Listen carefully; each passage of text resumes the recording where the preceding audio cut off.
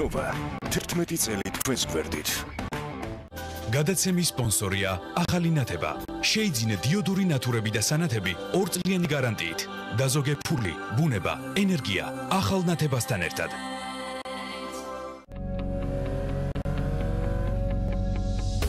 გადაცემის სპონსორია მწვანე ქალაქი ლისზე.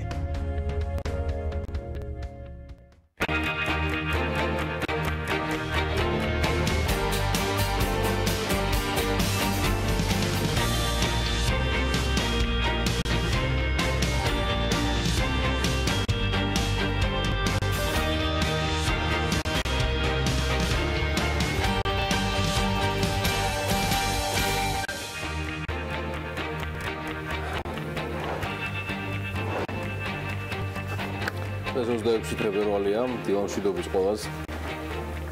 ჯანმრთელობას წარმატებებს გისურვებთ ამ კვირაში. ბედნიერი ორშაბათი და იმედია ამ კვირასაც ღირსეულად საინტერესოდ მშვიდობიანად და ჯანმრთელად გადავატარებთ ჩვენს ოჯახებთან ერთად.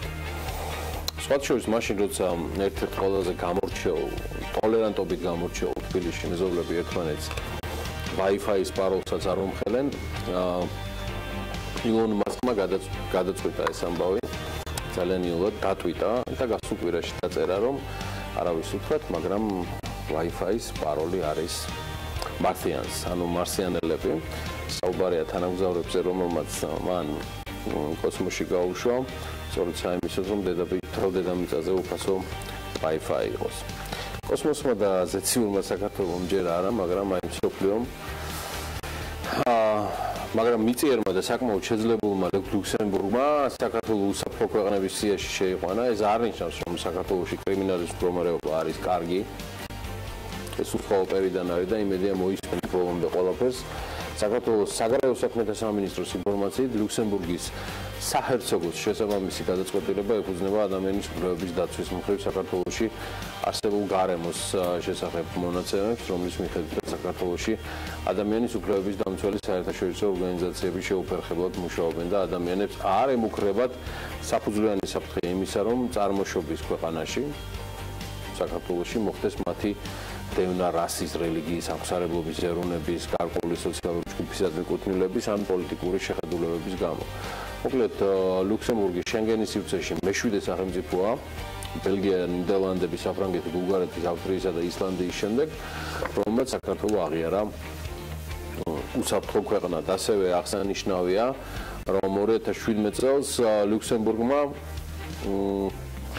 საქართველოს მოქალაქეების მხრიდან თავშესაფრის არც ერთი მოთხოვნა არ დააკმაყოფილა, აცხადებენ საქართველოს საგარეო უწყებაში.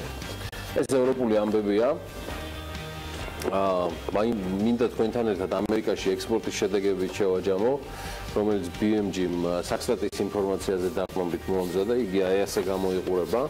ეს ყველაფერი მნიშვნელოვანია, ვიცოდეთ, არა მხოლოდ შეერთებული შტატების ფაქტორის გამო, რომელსაც ბევრი თავისით გაჭირვებია გულისხმობ საკმაოდ турბულენტურად ცვლადი სახელმწიფო დეპარტამენტის შემადგენლობის თუ თეთრი სახლის ადმინისტრაციის მიმდინარე ცვლილებების გამო. საუბარია ბაზრის დივერსიფიცირება ისეთ მასშტაბურ ბაზრებზე და ისეთ დიდ შორ დისტანციებზე მყოფ ქვეყნებზე, როგორც იგივე შეერთებული შტატებია.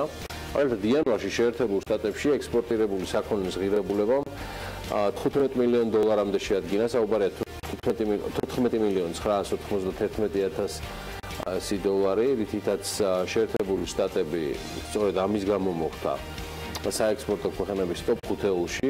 იდეაში ძალიან უნდა გავხარებოდა ეს ამბავი, მაგრამ მოდი ჩავშალოთ ახლა ეს სასაქონლო ჯგუფების 5-ეული და ვნახავთ რას. $15,991,000, 15 მილიონი დავამგავოთ და დაიმახსოვრეთ. პირველი ტოპ 5-ეულიდან არის ფერო შენადნობები, რომელიც 14,900,000-დან არის 14,300,000. ანუ ფერო შენადნობები რა ყოფილიყო ამოცულობით, ან გაცილებით სხვა ამოცულობით, ცხადია ეს ქვეყანა ვერ მოხდებოდა საერთოდ ვერანაირ ტოპში ექსპორტისა. მას მოყვება სამკურნალო საშუალებები დაფასოებული, რომელიც სულ რაღაცა $152,000 დოლარისა გავიტანეთ შეერთებულ შტატებში. შტატებში ქართული გაყინული თევზი ნაყვარება $18,600. და ასევე ხილისა და ბოსტნეულის წვენები $97,600. და ყურძნის ნატურალური ღვინოები $48,000 ფარგლებში. ასე რა მიმართულებითაც გაცილებით მეტი გვაქვს სამუშაო, რომ ერთ მთლიან კომპონენტში რაღაცა სულ რაღაცა $9 მილიონი არის რეალურად, რომ ფეროშენადომები ასე ვთქვათ ჩამოაშარო ამ ექსპორტს, რასაც არანაირად არ ვაკნინებ მის მნიშვნელობას, პირიქით ძალიან მაგარი ამბავია, უბრალოდ საჭიროა გააგრესიულება ასევე სხვა პროდუქტებისა. აი რაც შეეხება შეერთებული შტატებიდან საქართველოში განხორციელებულ იმპორტს, პირიქით შემოვიდა შტატებიდან, აქ ჯამურმა იმპორტმა $20,111,000 შეადგინა. Top 5 არის სუბუქი ავტომობილები, რატო არ მეკვირს, 20 მილიონიდან თითქმის 16 მილიონის სუბუქი ავტომობილები შემოვიდანეთ. სატელეფონო აპარატები 656,000-ისა.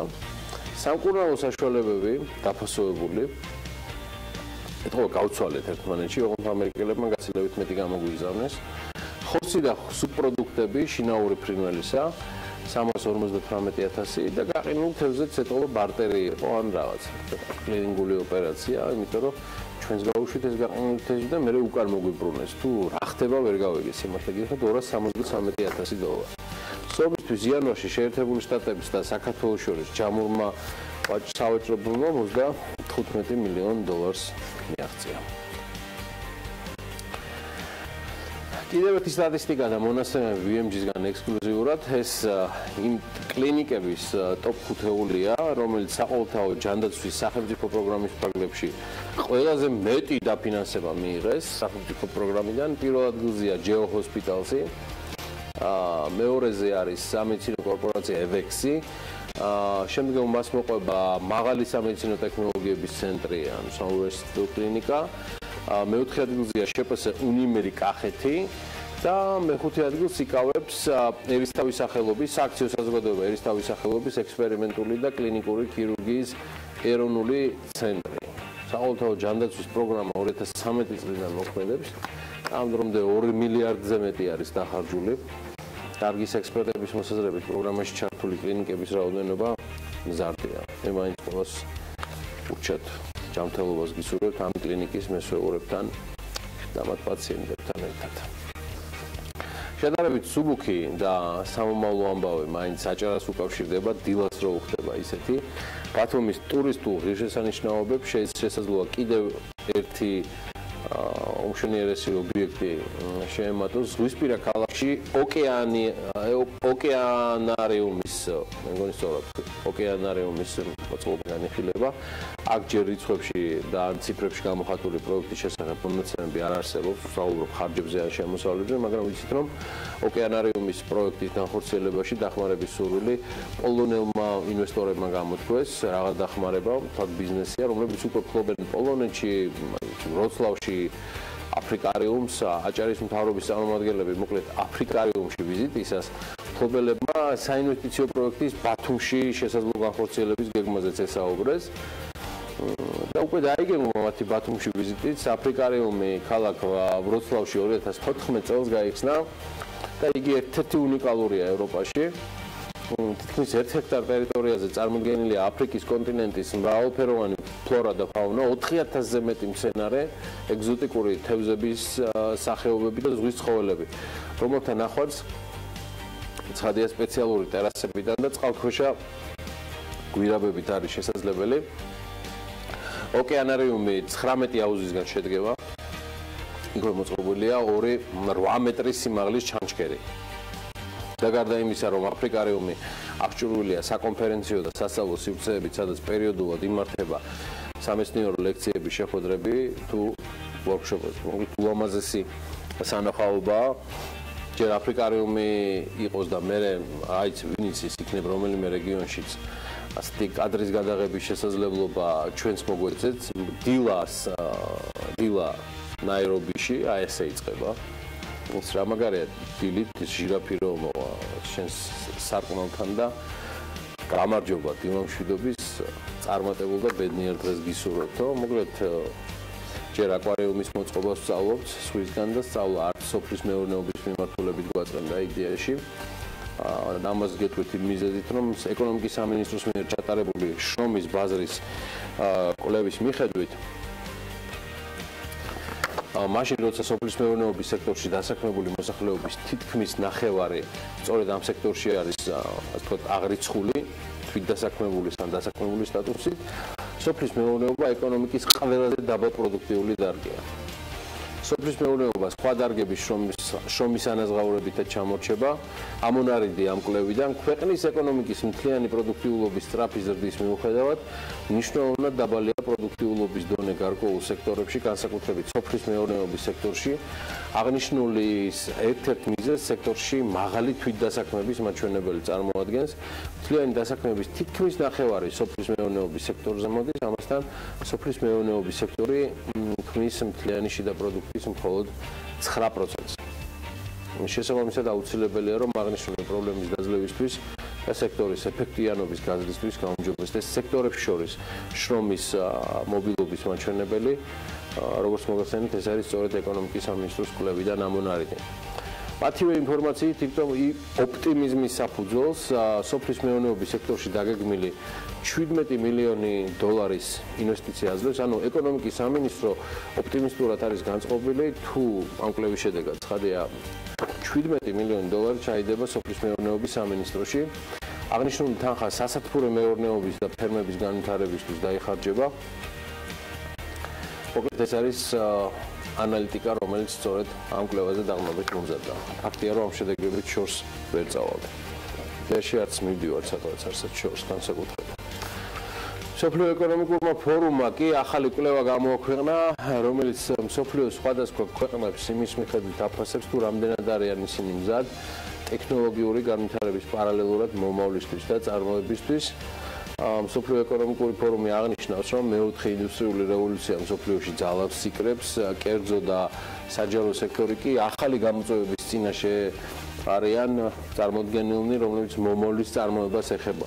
კვლევა ქვეყნებს სხვადასხვა ინდიკატორით აფასებს, მათ შორის ერთ-ერთია წარმოების მომოძრავებელი დარგები. აღნიშნულ კრიტერიუმში საქართველოს მსოფლიოში 54 ადგილს იკავებს. და ქვეყნის სარეიტინგო კულა კი 10-დან 4.19-ში ადგენს.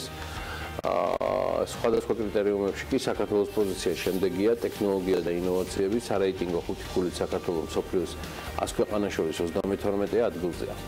კრიტერიუმში მსოფლიოში პირველ ადგილზე შეერთებული შტატებია, მას მოსდევს გაერთიანებული სამეფო და შვეიცარია. აღნიშნული ქვეყნებში მომავალში წარმოების განვითარებისთვის ტექნოლოგიურად ყველაზე მეტად მზად არიან. ადამიანური კაპიტალის სარეიტინგო 4.5 ქულით საქართველოს ამ რეიტინგში 71 ადგილზეა და აღნიშნულ კრიტერიუმში ჩვენ ყველაზე ცუდი პოზიცია მაინც მიგრაციისა და სამსახურებრივი ტრენინგების კომპონენტში გვაქვს. და ორივე მათგანში ბოლო პოზიციას მხოლოდ ერთი ადგილით ჩამოვრჩებით და მსოფლიოში 99 ადგილს ვიკავებთ. საერთაშორისო ვაჭრობა და ინვესტიციები საქართველოს მსოფლიოში 57 ადგილზეა, ქვეყნის სარეიტინგო კულა კი 5.5-ია. საუკეთესო პოზიცია საქართველოს ვაჭრობის ტარიფების კრიტერიუმში აქვს, რითაც მსოფლიოში მეოთხე ადგილს იკავებს. აი, ყველაზე დაბალი შეფასება ქვეყანამ ლოგისტიკის კრიტერიუმში დაიკავა 98 ადგილი. ინსტიტუციური ჩარჩო საქართველოს 4.9 ქულით მსოფლიოში 59 ადგილზეა. ასევე სხვადასხვა კრიტერიუმებში საქართველოს პოზიცია შემდეგია: რეგულაციების ეფექტურობა 11 ადგილი, კორუფციის შემთხვევები 33, მომავალზე ორიენტირებული მთავრობა აკონი მე-60 ადგილი დავიკავეთ, კანონის უზენაესობა 45 ადგილი. ერთი კონკრეტული კვლევაც რომ არა ჩვენ ხომ ვიცით რა ხდება საქართველოში და რა ამბებს ყვებით, მოკლედ აი კიდევ ერთი კვლევის შესახებ მინდა მოგახსენოთ, მომავლის სუფთა ენერგიად რომ ჰაერიდან მიღებული ბენზინი გამოვიყენოთ ცოტა უჩვეულო ჟღერს, თუმცა Microsoft-ის დამფუძნებელი ბილ გეიტსი და მისი პარტნიორები ამ იდეაზე ძალიან სერიოზულად მუშაობენ. თუ ჩანაფიქრით წარმატებით განხორციელდა და შეიძლება გლობალური დათბობის შეჩერების პარალელურად სუფთა ენერგიის ულევი მარაგიც მივიღოთ. ბილ გეიტსისა და მისი თანამოაზრეების ლაბორატორია დასავლეთ კანადაში, სქუამიმშია განლაგებული, ინჟინერებმა CO2-ის ატმოსფეროდან გამოწურვაში გარკვეულ წარმატებას უკვე მიაღწიეს, რითაც შემდეგ ბენზინისა და დიზელის ნარევი გაამზადეს. დიახ. მათი საბოლოო მიზანია ეს პროცესები ინდუსტრიულ მასშტაბებზე გაიმეორონ და სწორედ ამისთვის არის carbon engineering-ი, რომელიც Bill Gates, David Gates, ფიზიკოსი და ბიტუმენის ქვიშების მაგნატს ნორმა დედუარცმანს და კანადის ენერგიის კომპანია Greyrock ეკუთვნის. მოკლედ გასულ დეკემბერს ამ ძალიან სერიოზულმა ჯგუფმა განაცხადეს, რომ საქმე სასიცოცხლო მნიშვნელობის მეცნიერულ გარღვევასთან გვაქვს, არც მეტი არც ნაკლები ესეთი ამბავი იყო და carbon engineering-მა ჩაჭერილი CO2-ის, ბენზინისა და დიზელის გარდაქმნის სინთეზში მოკლედ წარმატებას მიაღწია. ინდივიდუალური ტექნოლოგიები, როგორიც არის ნახშირბადის ჩაჭერა და საწვავის სინთეზი ახალი არაა, თუმცა ახალი ტიპის საწვავის დაკავშირება არის ატმოსფეროს გაწმენდასთან და ეს მთლიანად ინოვაციური იდეაა. ეს არის ახალი საწვავი, რომელიც უფრო ნაკლებ წყალსა და მიწას იყენებს, ვიდრე ბიოსაწვავები. Carbon engineering-ის გათვლებით, როდესაც კომპანია გაიზრდება, მათი ტექნოლოგია 1 ლიტრი საწვავის წარმოებას $1-ზე ნაკლებ ფაში შეძლებს. ამ ყველაფერში გაცილებით მნიშვნელოვანია თითოეული ის ადამიანი, ვინც ამ ყველაფერში მონაწილეობს, რაც იდეაში უზრუნველყოფს კიდეც ამ პროექტის წარმატებულობას. ეს არ არის ერთადერთი სიახლე, რომელსაც ჩვენ გთავაზობთ დღევანდელ საქმიან დილაში. დაგველოდეთ, მოდი ერთად ნახოთ საქმიანი დილის დღევანდელი ანონსი. 26 თებერვალს დილას საქმიანად იწყებენ რევაზ ვაშაკიძე და ჩიჭოლაძე, ზალ გაჩეჩილაძე, მაქსიმ იავიჩი, მაია გოგუაძე, ბექა ბაციკაძე და ზურაბ ოქოლიშვილი პაატა ცივაძესთან ერთად. ელენე ჩომახიძის სტუმარი თამთა ივანიშვილი იქნება და რა თქმა უნდა ემილ ავდალიანი ქართული ბიზნესის ისტორიების ვიდეობლოგით. დილა საქმიანია TV პირველზე. დაზარალებულებმა შესაძლოა კომპანია სვეტის წინააღმდეგ სისხლის სამართლის საქმის აღძვრის მოთხოვნით მთავარ პროკურატურას მიმართა. მწერალთა და საზოგადო მოღვაწეთა პანთეონში საფლავების რესტავრაციისთვის 115,591 ლარიანი ტენდერი გამოჩქარეთ. კომპანია ცეზარი შეერთებულ შტატებში პოზიციებს იმყარებს ქართული ყველის მწარმოებელი კომპანიის დამფუძნებლის განცხადებით. ოკეანის გადაღმა ქართული სულგუნი განსაკუთრებულ მოწონებას იმსახურებს. არც აქ უჩივით ბატონო. სასტუმრო ჯორჯიან პალას ჰოტელ სპაში შედის ესპანური კომპანია. ეს ის სასტუმრო, რომელიც თემურჭყონიას ეკუთვნის, არაჩვეულებრივი განლაგებული ქობულეთში. სოციალიზმის ბატონი ჭყონია ამბობს, რომ მენეჯმენტის ცვლილებასთან დაკავშირებით მიღებული გადაწყვეტილება კონკურენციის ზრდით არის განპირობებული. კონკრეტულად რომელი კომპანია შევა ჯორჯია პალასის მართვაში ჭყონია ჯერჯერობით არ ახმაურებს. დარწმუნებული ვარ, რომ მალე BMG-ის ყიდველი ამასაც შეიტყობს. თუმცა და ბევრი სხვა საინტერესო გეგმების შესახებ ინფორმაციას მე მას წარმატებებს უსურვებ, მიუხედავად იმისა, რომ ქობულეთში ვერ ჩავახციე დასაგემოვნებლად ამ არაჩვეულებრივი სასტუმროსი. BMG-ის კითხვებისთვის ჩვენ კი უკვე შეთავაზებული გვაქვს და აგერ საქმიანი დილის მაყურებლებისთვისაც მომზადებული სიახლეები კი უკვე ანა ლაპიაშვილმა უნდა გაგვაცნოს. ანა დილამშვიდობის. დილამშვიდობის გიორგი. წარმატებულ და ბედნიერ ორშაბათს მთელ კვირაულს გისურვებ. დარწმუნებული ვარ, საკმაოდ ბევრი საინტერესო ამბავი მოგვიმზადეთ ჩვენ. ამ უქმეების მონაგარი უნდა გავასწრებთ მაყურებელს. ბედნიერებას უსურვებთ ყველაზე სულ რამდენიმე წამში უკვე ბიზნეს სიახლეებით ვართ ეთერში.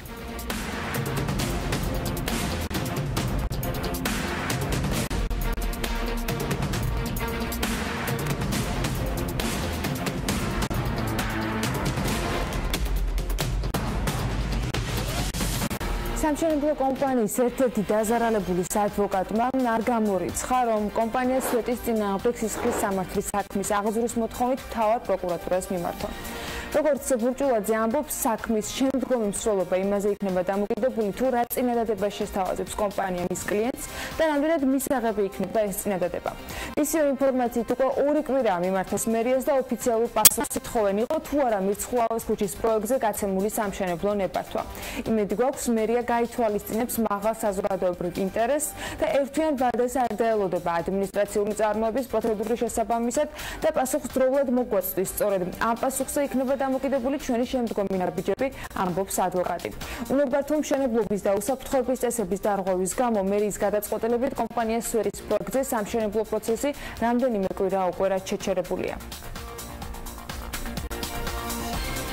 დედაქალაქის ტერიტორიაზე დაზიანებული ინფრასტრუქტურის აღსადგენად 1,229,000 ლარამდე დაიხარჯება. სამუშაოების შესყიდვის მიზნით მერიამ ტენდერი გამოაცხადა. ტენდერში გამარჯვებულმა კომპანიამ კი სამუშაოები ხელშეკრულების გაფორმებიდან ეტაპობრივად 25 დეკემბრის ჩათვლით უნდა განახორციელოს. ამავე ტენდერის პირობის მიხედვით უნდა მოხდეს დაზიანებული ბორდიურების, ქვაფენილების, ლითონის მოაჯირების აღდგენა, ჭების თავსაფარების გამოცვლა, ასევე დაზიანებული ფასადების აღდგენა და რესტავრაციის სამუშაოები.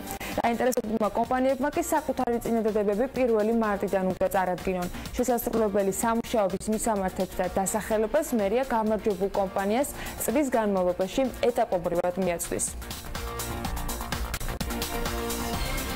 ამავე დროს თბილისის მერიამ თაწმინდაზე მწერალთა და საზოგადო მოღვაწეთა პანთეონში საფლავების რესტავრაციას იწყებს.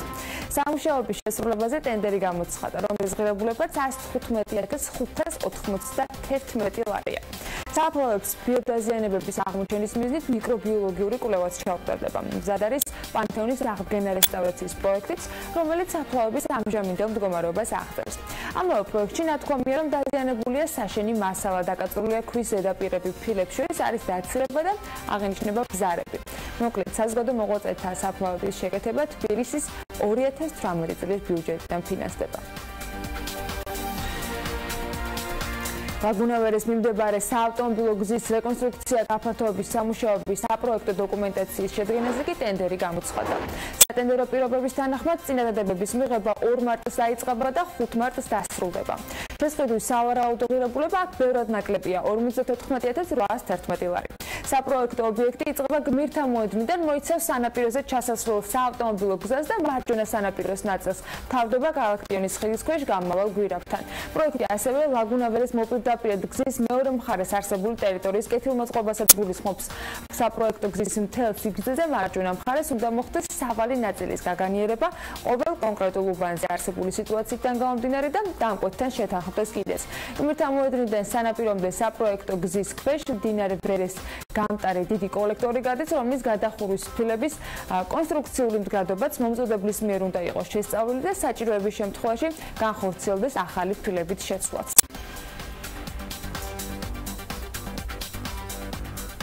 პროკურატურა კი Facebook-ზე აქტიური საინფორმაციო და სოციალური კამპანიების დაწყებას აპირებს. უწყობამ Facebook-ზე რეკლამის განთავსების უფლების გამარტივებულად შესყიდვა ითხოვა და ნებართვის მიღებას უკვე თვის ბოლომდე ელის.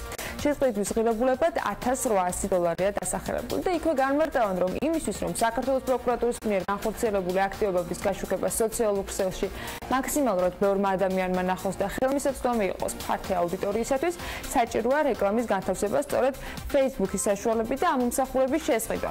პროკურატურის საზოგადოებასთან ურთიერთობის დეპარტამენტი აღნიშნავს ამ ინფორმაციას და ასევე მიუთითებს, რომ მიზნობრივი სეგმენტი საქართველოში მოქალაქეთა აბსოლუტური უმრავლესობა სოციალურ ქსელებიდან სწორედ Facebook-დან იღებს ინფორმაციას და შესაბამისად მათი არგუმენტიც სწორედ ეს არის. საგამოძიებო უწყობებს ცენტრალურ ხელისუფლებას არც რეგიონები ჩამორჩებიან. სენაკის მუნიციპალიტეტის მერია საკუთარი საქმიანობის სატელევიზიო გაშუქებისათვის 10,000 ლარის დახარჯვას გეკმავს. ტენდერი მედია უზრუნველყოფის შესყიდვის მიზნით გამოცხადდა. ერთწლიანი კონტრაქტის ფარგლებში ტენდერში გამარჯვებულმა 130 წუთის საეთერო დრო უნდა დაუთმოს მუნიციპალიტეტის ტერიტორიაზე განხორციელებული პროექტების და ღონისძიებების გაშუქებას, ასევე უზრუნველყოს ვიდეო გადაღება და შესაბამისი მონტაჟი. ანაკლიას სიტიში საერთაშორისო იპოდრომის აშენება იგეგმება, განაცხადა თბილისის ჯგუფის პრეზიდენტმა მამუკა ხაზარაძემ. იპოდრომი ანაკლიას სიტისა და ანაკლიის ღრმაწყვოვანი პორტის მიმდებარედ მოეწყობა.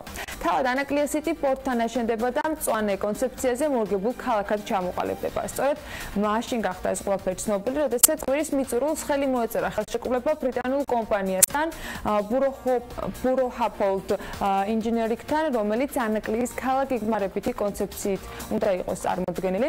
ქალაქის განაშენიანების პირველი პრიორიტეტი კი საწარმო, ლოჯისტიკური და სატრანსპორტო მიმართულებით ინფრასტრუქტურის განვითარება და საცხოვრებელი სახლების განვითარება. რათა პროექტის მშენებლობა დაიწყოს და როგორც თავად აღნიშნავენ, მნიშვნელოვანია ინფრასტრუქტურა მოეწყოს. რამდენიმე იდეა არსებობს იმისათვის, რომ გაშენდეს ცენტრალური პარკი, საერთაშორისო იპოდრომი და როგორც მამუკა ხაზარაძე ამბობს, ასევე გეგმაშია ის, რომ შეიქმნას საერთაშორისო საცხენოსნო ცენტრი, რომელიც დიდ ზეგავლენას ახდენს სოფლის მეურნეობის განვითარებაზე. კომპანია ცეზარი კი შტატებში პოზიციებს იმყარებს. ქართული ყველის მწარმოებელი კომპანიის დამფუძნებელი არკადი კახაძე აღნიშნავს, რომ ამერიკაში განსაკუთრებული მოწონებით მათ მიერ წარმოებული სულგუნი სარგებლობს. ცეზარი ამერიკულ ბაზარზე ნიუ-იორკსა და ლოს-ანჯელესშია წარმოდგენილი. მომხმარებლებს შორის კი ქართველები, სომხები, რუსები და თავად ამერიკელები არიან. სპარის საქართველოს რეგიონული ფრანჩაიზინგის განვითარების პროექტის ფარგლებში ლოკალური სუპერმარკეტების ქსელის დეილი გროსერის შეუერთდა. კომპანიის მენეჯმენტის ცნობით, დეილის სუპერმარკეტებში ცვლილებები უახლოეს მომავალში დაიწყება. ამჟამად დეილი გროსერი ბაზარზე წარმოდგენილია 24 მაღაზიით, რომლებიც საქართველოს სხვადასხვა კუთხეში მდებარეობს. წლის განმავლობაში დეილის სუპერმარკეტები ეტაპობრივად მოერგება სპარის საერთაშორისო სტანდარტებს. მაღაზიებში გაფართოვდება ასევე პროდუქციის ასორტიმენტი და დაემატება მზა კერძების წარმოება, ასევე განხორციელდება მაღაზიების სრული რებრენდინგი და ამასთან ერთად სპართან ერთობლივ პროექტის ფარგლებში 25-მდე ახალი მაღაზია უნდა გაიხსნას.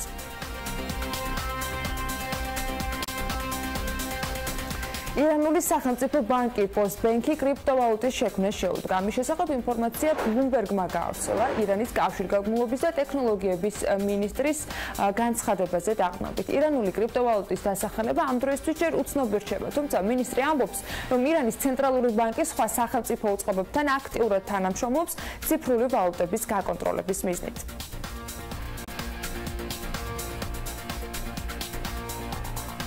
ირანს დაასწრეს და ვენესუელამ სულ ახლახანს გამოუშვა ნაციონალური კრიპტოვალუტა ელ პეტრო, რომლის ფასით $60 შეადგენს და ის ნავთობზეა მიბმული, ნავთობის ფასზე. ემისიის პირველ საბადღეს ვენესუელამ $725 მილიონი მოიზიდა. შტატების და ევროკავშირის ეკონომიკური სანქციების ქვეშ მყოფ ქვეყნებში, რომელთა ეკონომიკებიც ამის გამო კრიზისს განიცდიან, ბოლო პერიოდში მნიშვნელოვნად გააქტიურდნენ კრიპტოვალუტების წარმოების მიმართულებით. საკუთარი ელექტრონული ფულის გამოშვების საკითხს სხვათა შორის რუსეთშიც აქტიურად განიხილავენ, რითაც სანქციების წნეხისგან თავის დაღწევას სურთ. თუმცა ამ საკითხზე კონსენსუსის მიღწევა ჯერჯერობით ვერ მოხერხდა რუსეთის ფინანსთა სამინისტროსა და ცენტრალურ ბანკს შორის. ამას დღეში კი ყაზახეთის ტერიტორიაზე პირველი კრიპტო ბირჟის და კრიპტო დამცველის გახსნას 2018 წლისათვის ელოდებიან. ციფრული ტექნოლოგიების და კრიპტო ინდუსტრიის ასოციაცია Digital Network-ის პრეზიდენტის განცხადებით, ასოციაცია 2018 წელს ყაზახეთის პირველი კრიპტო ბირჟის და პირველი ოფიციალური კრიპტო გადამცველის გახსნის ცერემონიებში მიიღებს მონაწილეობას. მისივე თქმით, ასოციაციას ყაზახეთის ნაციონალურ კომპანიებთან ბლოკჩეინ ტექნოლოგიების დანერგვაში მონაწილე მსხვილ და მცირე ბიზნესთან მეწარმეთა ეროვნულ პალატასთან თანამშრომლობის იმედი აქვს. ასოციაციის პრეზიდენტი დასახელებული გეგმის თაობაზე შეხვედრებს და კონსულტაციებს ქვეყნის ფინანსთა მინისტრთან, ასევე ცენტრალური ბანკის პრეზიდენტთან და სხვა დარგობრივი უწყებების პირველ პირებთანაც გამართავს. ბრიტანეთის ეკონომიკამ კი 2017 წელს დაგეგმილზე დაბალი ზრდა აჩვენა. მეოთხე კვარტალში შემოშიფო ნავარაუდებზე 1,5%-ის ნაცვლად 1,4%-ით გაიზარდა, ანუ თითქმის 0,1% იყო კლება, ხოლო მთელი წლის მანძილზე 1,7%-ის ნაცვლად, რომელიც 1,7% იყო, ნავარაუდები 1,8%-ის ნაცვლად. კუნძულოვანი სახელმწიფოს ეკონომიკური ზრდის ტემპი უკანასკნელი 3 წლის მანძილზე მცირდება. 2014 წელს ზრდა შეადგინა 3%, 2015 წელს კი 2,3%, 2016 ეს მაჩვენებელი 1,8% იყო. ერთ-ერთი უდიდესი ნავთობსადენის დახურვა კი ქვეყანას დღეურად 20 მილიონი ფუნტით აზარალებს, რაც წელიწადში $1 მილიარდი ის და მთლიანი მუშიკოს 300% შეადგენს. ამერიკის შეერთებულმა შტატებმა ჩინეთის ინტერნეტ პოლიტიკის გამო მსოფლიოს სავაჭრო ორგანიზაციაში იჩივლა. როიტერის ინფორმაციით შტატები ჩინეთის შემოღებულ იმ ახალ ნორმებს უკავშირდება, რომელიც ძალაში 31 მარტს უნდა შევიდეს. შტატების შეფასებით ეს წესი ზღუდავს უცხოელი პროვაიდერების შესაძლებლობას და ამიტომ ის ორგანიზაციაში უნდა იყოს განხილული. შტატებში მოუწოდებს ჩინეთს, რომ სწრაფად გადაჭრას პრობლემები და შეემუშაოს ახალი პოლიტიკა, რომელიც ხელს შეუწყობს და არ შეაფერხებს ინფორმაციის ტრანსსასაზღვრო გადაცემას.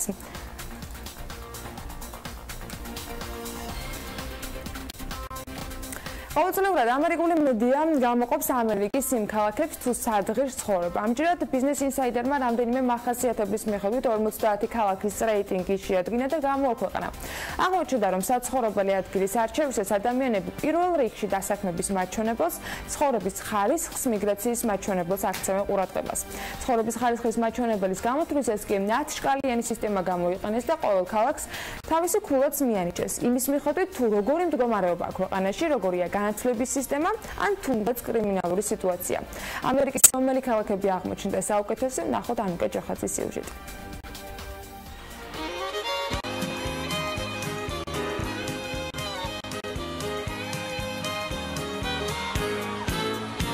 Well, there's nothing quite like Texas on a Saturday night.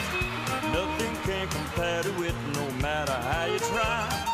საკმარისია მიუახლოვდე ოსტინს და მაშინვე დაგეუფლება თავისუფლების განცდა. სწორედ ასე ახასიათებდა ცნობილი მომღერალი ვილი ნელსონი ტეხასის შტატის პატარა ქალაქ ოსტინს, რომელიც დღესაც მელომანების თავშეყრის ადგილია.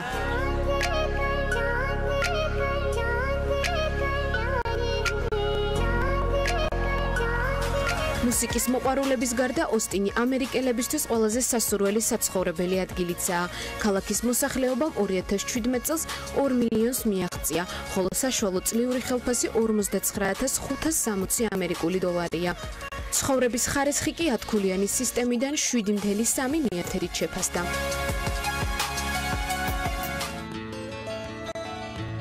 Almost heaven, West Virginia. Blue Ridge Mountains, Shenandoah River. ქალაქი, რომელიც მთლიანად მთების გარემოცვაშია, თუმცა მაინც არ მიიჩნევა მაღალმთიან რეგიონად, ეს დენვერია. კოლორადოს შტატის 2.700.000-იან დასახლებაში მხოლოდ 1 საათია საჭირო იმისთვის, რომ დენვერის მთებში ახვიდე და შენთვის საყვარელი ზამთრის სპორტით დაკავდე. ბიზნეს ინსაიდერმა ქალაქი 54,450 საშუალო წლიური ანაზღაურებით და ცხოვრების ხარისხის მაჩვენებლით, რომელიც 6,800-ს უტოლდება, მეორე პოზიციაზე გაიყვანა.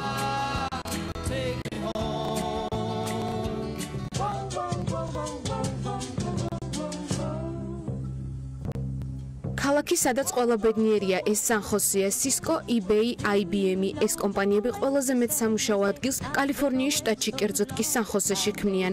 ქალაქში საშუალო წლიური შემოსავალი 78,620 ამერიკული დოლარია. მოსახლეობის რიცხვი კი 2 მილიონამდე აღწევს. ცხოვრების დონე სულ ცოტათი ჩამორჩება კოლორადოს შტატს და 7,700-ს უტოლდება.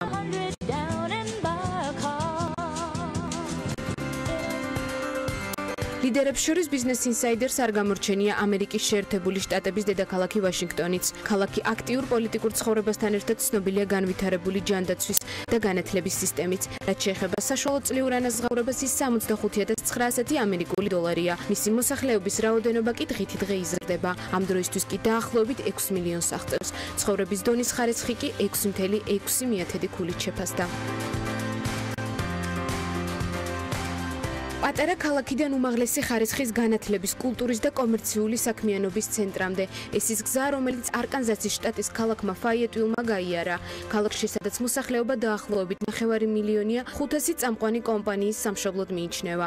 საშუალო წლიური ანაზღაურება ფაიეტვილში 53,570 ამერიკული დოლარია. ცხოვრების ხარისხს კი 7,4 ქულა მიენიჭა. ამ ქალაქებს კი ერთი რამ აერთიანებს, რომელსაც ამერიკელები ათასწლეულების განმავლობაში ქმნიდნენ. ეს თავისუფლების განცდის განსაკუთრებული აღქმაა, რაც მსოფლიოს სხვადასხვა კუთხის ადამიანებს დღემდე იზიდავს.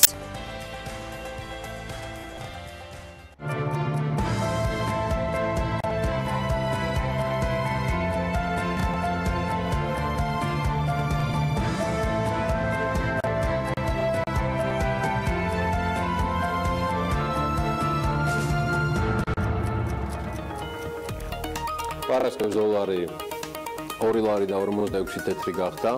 ევროსპასი 3 ლარი და 3 თეთრია, თურქული ლირა კვლავ 65 თეთრია, ფუნტ-სტერლინგის შესაძლებლად 3 ლარი და 44 თეთრი დაგჭირდებათ. ეროვნული ბანკის მონაცემებით კი იანვარში საგადახდო ბარათებით 1,5 მილიარდი ლარის ოპერაცია განხორციელდა, აქედან 1,4 მილიარდი ქვეყნის შიგნით, ხოლო 111,600 კი ქვეყნის პარკლებს გარეთ.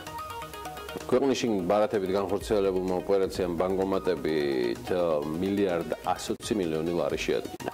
არაცოტა. ხოლო ტერმინალებით და ინტერნეტით კი 322 მილიონი ლარი. საზღვარგარეთ ბარათებით განხორციელებული ოპერაციებიდან 26,600,000 ლარი ბანკომატებით, 85 მილიონი ლარი კი ტერმინალებით და ინტერნეტით განხორციელდა. ასევე ეროვნული ბანკის მონაცემებით, მეგობრებო, იანვარში ინტერნეტით 113,900,000 ლარის ოპერაციები განხორციელდა. მოდი ვნახოთ ამინდის პროგნოზი. სანამ წარმოგიდგენს. ამინდის პროგნოზის სპონსორია SEU Development. წვიმიანი დღე გულდება, თითქმის მთელი საქართველოს მასშტაბით. გარემოს ეროვნული სააგენტო კი გვატყობინებს, რომ ამინდის შავი ზღვის ჩრდილო-დასავლეთიდან შემავალი ცივი და ნოტიო ჰარის მასებით იქნება განპირობებული. მოსალოდნელია დასავლეთ საქართველოში უმეტესად ღრუბლიანი ამინდი და წვიმა, მაღალ მთაში კი თოვლი. აღმოსავლეთ საქართველოში დღის თითო ნახევარში უმეტეს რაიონში იწვიმებს, მაღალ მთაში კი იქნება მცირე თოვლი. საქართველოში ზოგან დასავლეთის მიმართულების ქარი იქროლებს და დრო გამოშვებით ძლიერადად. სოხუმში იწვიმებს და 11 გრადუსი იქნება, ბათუმში წვიმა ამოსალოდნელი და 12 გრადუსია ნავარაუდევი. ქობულეთშიც იწვიმებს და 11 გრადუსი იქნება ისევ როგორც ფოთში. ქუთაისში 1 გრადუსით მეტი და აქაც წვიმა ამოსალოდნელი 12 გრადუსი იქნება მაქსიმალური ტემპერატურა ისევ როგორც ოზურგეთში სხვათა შორის. ზუგდიდში კი 11 გრადუსი და წვიმა ნავარაუდევი. ონში იწვიმებს და 8 გრადუსი იქნება, გორში 11 გრადუსი და წვიმა, ცხინვალში 10 გრადუსი და წვიმა და მარნეულში 13 გრადუსი, მაგრამ უმეტესად უნალექო დღე არის დღეს ნავარაუდევი. რუსთავშიც ანალოგიურად 13 გრადუსი და უმეტესად უნალექო დღე იქნება.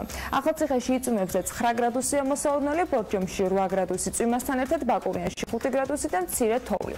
ახალქალაქშიც მცირე თოვლს ელოდებიან და 4 გრადუსი იქნება დღის განმავლობაში, სტეფანწმინდაშიც მოთოვს და 6 გრადუსი იქნება მაქსიმალური ტემპერატურა. თელავში დღის პირველ ნახევარში მცირე წვიმას ველოდებით, არის მაქსიმალური ტემპერატურა 12 გრადუსი იქნება და რაც შეეხება დედაქალაქს.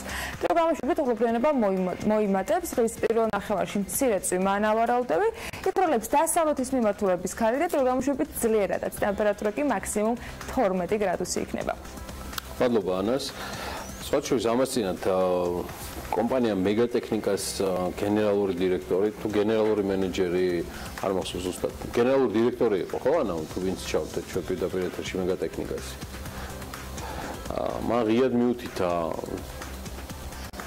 შესაბამის პირებს და ძირითადად სახელმწიფო სტრუქტურებს, რომ კრიმინალური ფონის დამძიმება საშიშ ფორმებს იღებდა და ის არ მოერიდა ჩვენთან კორესპონდენციაში, რომელიც BMG-ს გამოუგზავნა გასული საუკუნის 90-იან წლებთან და მაშინდელ მოვლენებთან, ანგნებობთ კრიმინალურ ფონთან გაევლო პარალელები.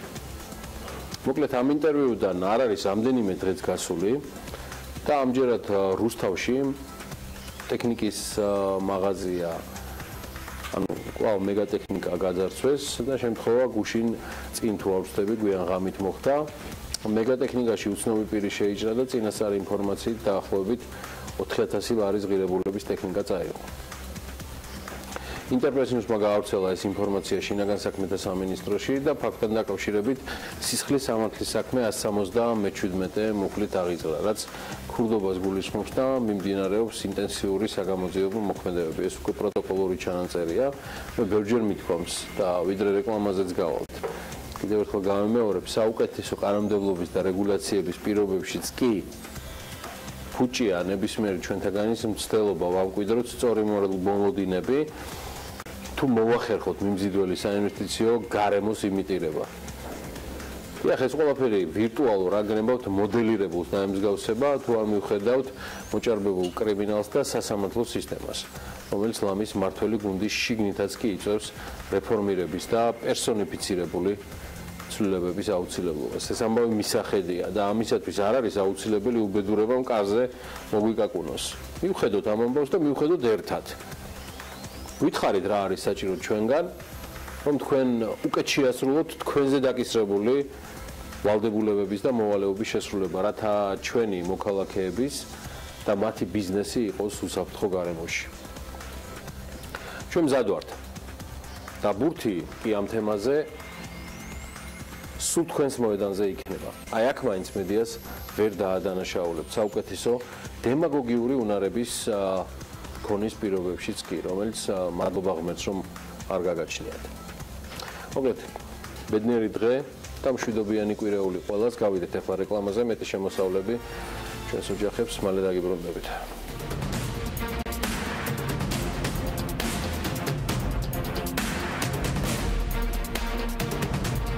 გადაცემის გენერალური სპონსორია ნოვა. წარმოება, იმპორტი, ექსპორტი. ნოვა 11 წელი თქვენს გვერდით. გადაცემის სპონსორია მწვანე ქალაქი ლისზე. გადაცემის სპონსორია ახალი ნათება. შეიძინე დიოდური ნათურები და სანათები 2 წლიანი გარანტიით. დაზოგე ფული, ბუნება, ენერგია ახალ ნათებასთან ერთად.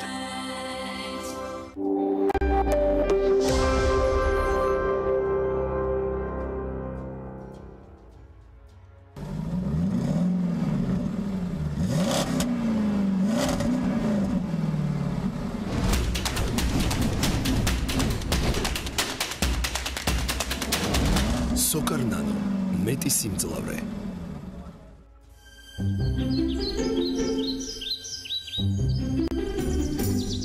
აბა ბავშვებო, რომელიც ზღაპარი გინდათ რომ მოგიყვეთ, ნაცარქექია გინდათ თუ კომბლე? თბილი ზღაპარი.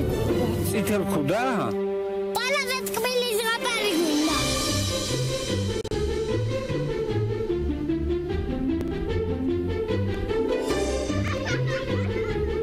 სანდომი 100%-ით ქართული პროდუქტი.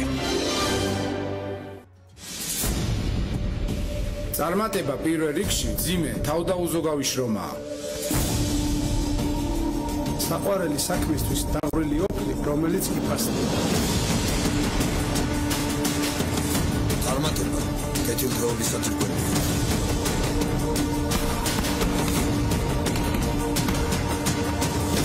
შენობა, რომელიც აგურ-აგურ უნდა აშენო. წარმატებული არჩევანი. თავდაპირველის ინტერნეტ პარტნიორია My Video-ი. იხილეთ ყველა ვიდეო My Video-ზე.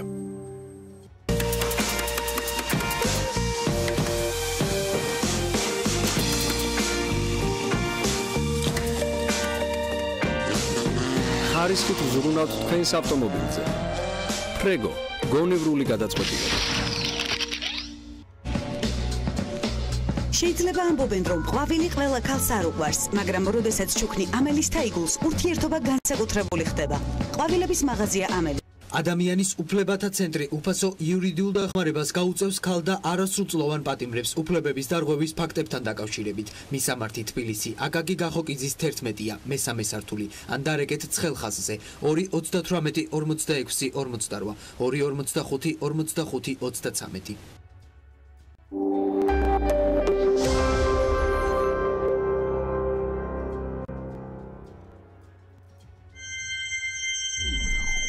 BMG წარმოგიდგენთ.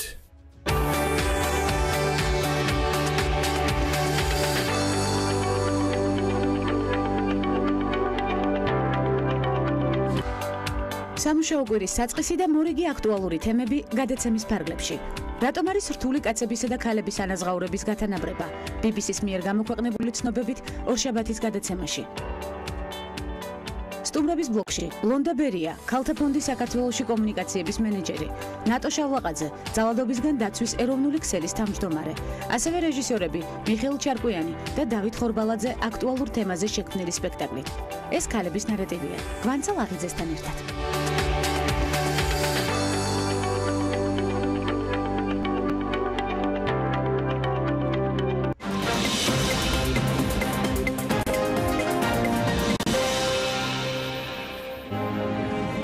სოფლიო ბანკი საქართველოში ბლოკჩეინ ტექნოლოგიების და კრიპტოვალუტების განვითარებას სწავლობს. რატომ შეარჩია მსოფლიო ბანკმა საქართველოს? რა გავლენას ახდენს ახალი ტექნოლოგიები ელექტროენერგიის მოხმარებას და როგორ უნდა დაბალანსდეს ის? საქმის კურსის კითხვებს ექსკლუზიურად მსოფლიო ბანკის მთავარი ეკონომისტი ჰანს ტიმერი პასუხობს. ქვეყანაში მთავარ პრობლემებად სიღარიბე და უმუშევრობა სახელდება, ბიზნესი კი კვალიფიციური კადრების ნაკლებობაზე საუბრობს. ეკონომიკის სამინისტროს შრომის ბაზრის კვლევა და პროფესიები, რომელზეც მოთხოვნა არსებობს, სპეციალისტები კი არა.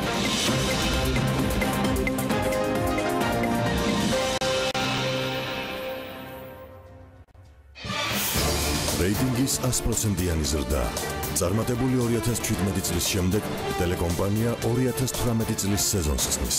პირველი მთელი კვირა თქვენს სამსახურში. ორშაბათიდან პარასკევის ჩათვლით დღის ამბები დღეში ორჯერ, 2-ზე და 4-ზე.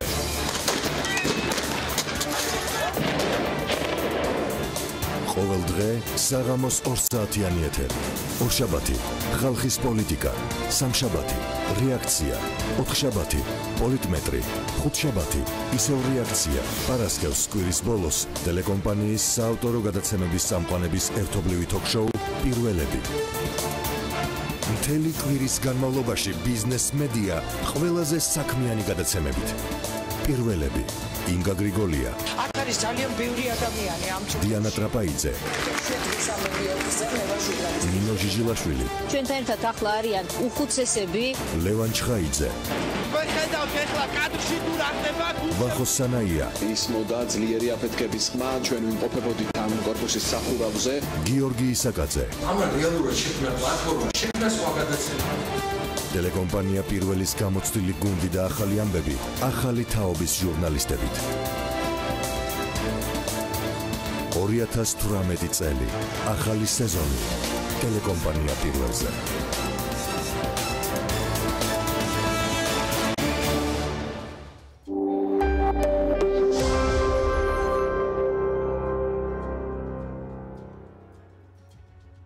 გადაცემის გენერალური სპონსორია ნოვა, წარმოება, იმპორტი, ექსპორტი. ნოვა, 11 წელი თქვენს გვერდით.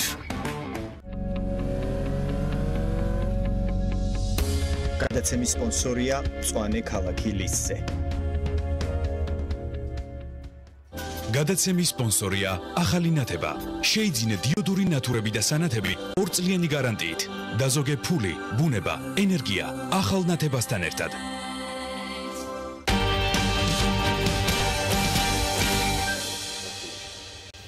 სტატისტიკის სამსახურის წინასწარი მონაცემებით 2017 წლის მეოთხე კვარტალის ბოლოსთვის მსხვილფეხარ ქოსანი პირუტყვის უადობამ 2016 წლის მეოთხე კვარტალთან შედარებით 6.9%-იანი შემცირება ნაჩვენა. ფრინველების რაოდენობა კი 2.3%-ით ნაკლებია წინა წლის ამავე მაჩვენებელთან შედარებით. წარმოების ნაწილს რაც შეეხება სტატისტიკის მონაცემებით 2017 წლის მეოთხე კვარტალში გზის წარმოება წინა წლის ანალოგიურ პერიოდთან შედარებით 6.8%-ით ნაკლებია. ხორცის წარმოება კი 6.3%-ით ნაკლები. კვერცხის წარმოება სამაგიეროდ გაიზარდა 155.800.000 ცალამდე, რაც წინა წლის ამავე პერიოდის მაჩვენებელზე 6.8%-იან მატებას აჩვენებს. რევაზ ვაშაკიძეს ჩრინას ხელმძღვანელს მასპინძლობს საქმიან დილაში. სწორედ ამ სტატისტიკიდან გამომდინარე, ბევრ საინტერესო დეტალს გაგვიმხოს დარწმუნებული. მოგესალმებით. მადლობა. დიდი მადლობა მობრძანებისთვის. კომპანია ჩირინა ჩვენი მაყურებლებისთვის, მომხმარებლებისთვის ბიუ სახელითაც არის ცნობილი. მე მქონდა საშუალება, სხვათა შორის ამაში თავად ჩირინას მესვეურები დამეხმარენ, რომ სოფლიოში ერთ-ერთ აღიარებულზე მითში ჩირინაზე და ბიუზე სულ რამდენიმე დღის წინ, თუ ორშაბათი ერთი კვირის წინ, 10-20 დღის წინ მომეხსენებინა თქვენთვის პუბლიკაციაზე და მადლობა კიდევ ერთხელ და პირადადაც გილოცავთ, თორემ დიდი ამბავია ეგ. კარგი, ჩვენ სტატისტიკას რო გაეცნო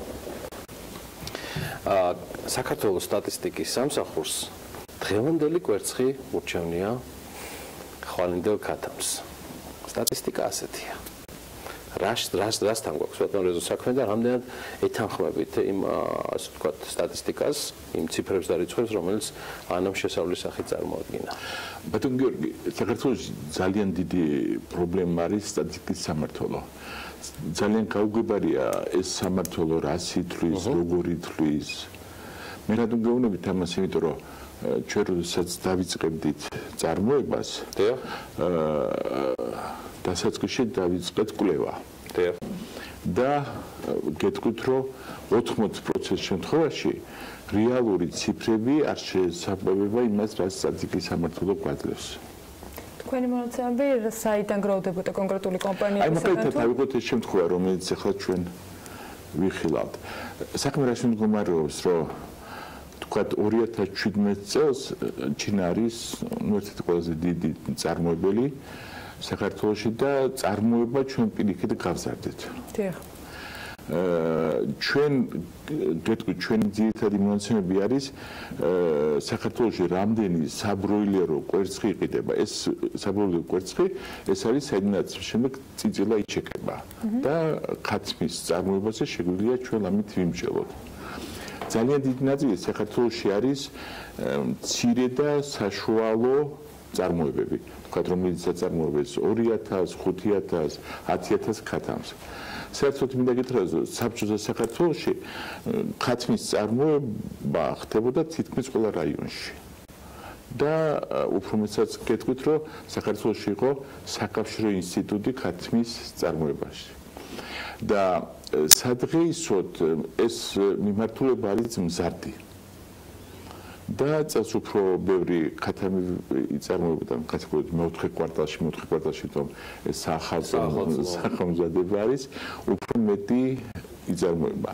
ახლა საქმე რა მოხდა, რომ თუ გახსოვთ, მე თქვენ რაც გამოვედი, ეს სესმა დაახლოებით შემოდგომაზე აგვისტოში შემოიღო გადასახადი დაკლუ ქათამზე. დასაწყისში იყო 5 თეთრი და შემდეგ მოლაპარაკების საფუძველზე ამ წარმოებელთან დაგვანილი იყო 1 თეთრამდე. და საქმეში მდგომარეობს, რომ ეს არის ზედმეტი გადასახადი წარმოებლისთვის და ჩვენ ასაკურია ჩვენთან მუშაობს სესის წარმომადგენელი და ჩვენ ვიხდით, რასაც ვაწარმოებთ. და სულ ასე დიდი სასაკლაოები სულ არის თითზე ჩამოსახლები.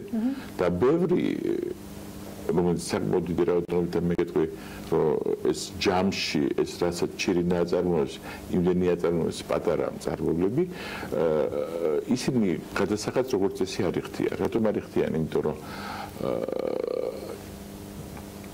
მათთვის ეს ზედმეტი გადასახადი არის, მე კიდევ ამის ადმინისტრირება ძნელი არის და შესაბამისად ეს მონაცემები ჩვენ თუ განვიხილავთ ამაზე დაყნობით გამოცემა გვაქვს. ამაზე გაცილით, ვაშო ჩვენ წარმოება გაგგვეცერდა და შეგვიმცირდა.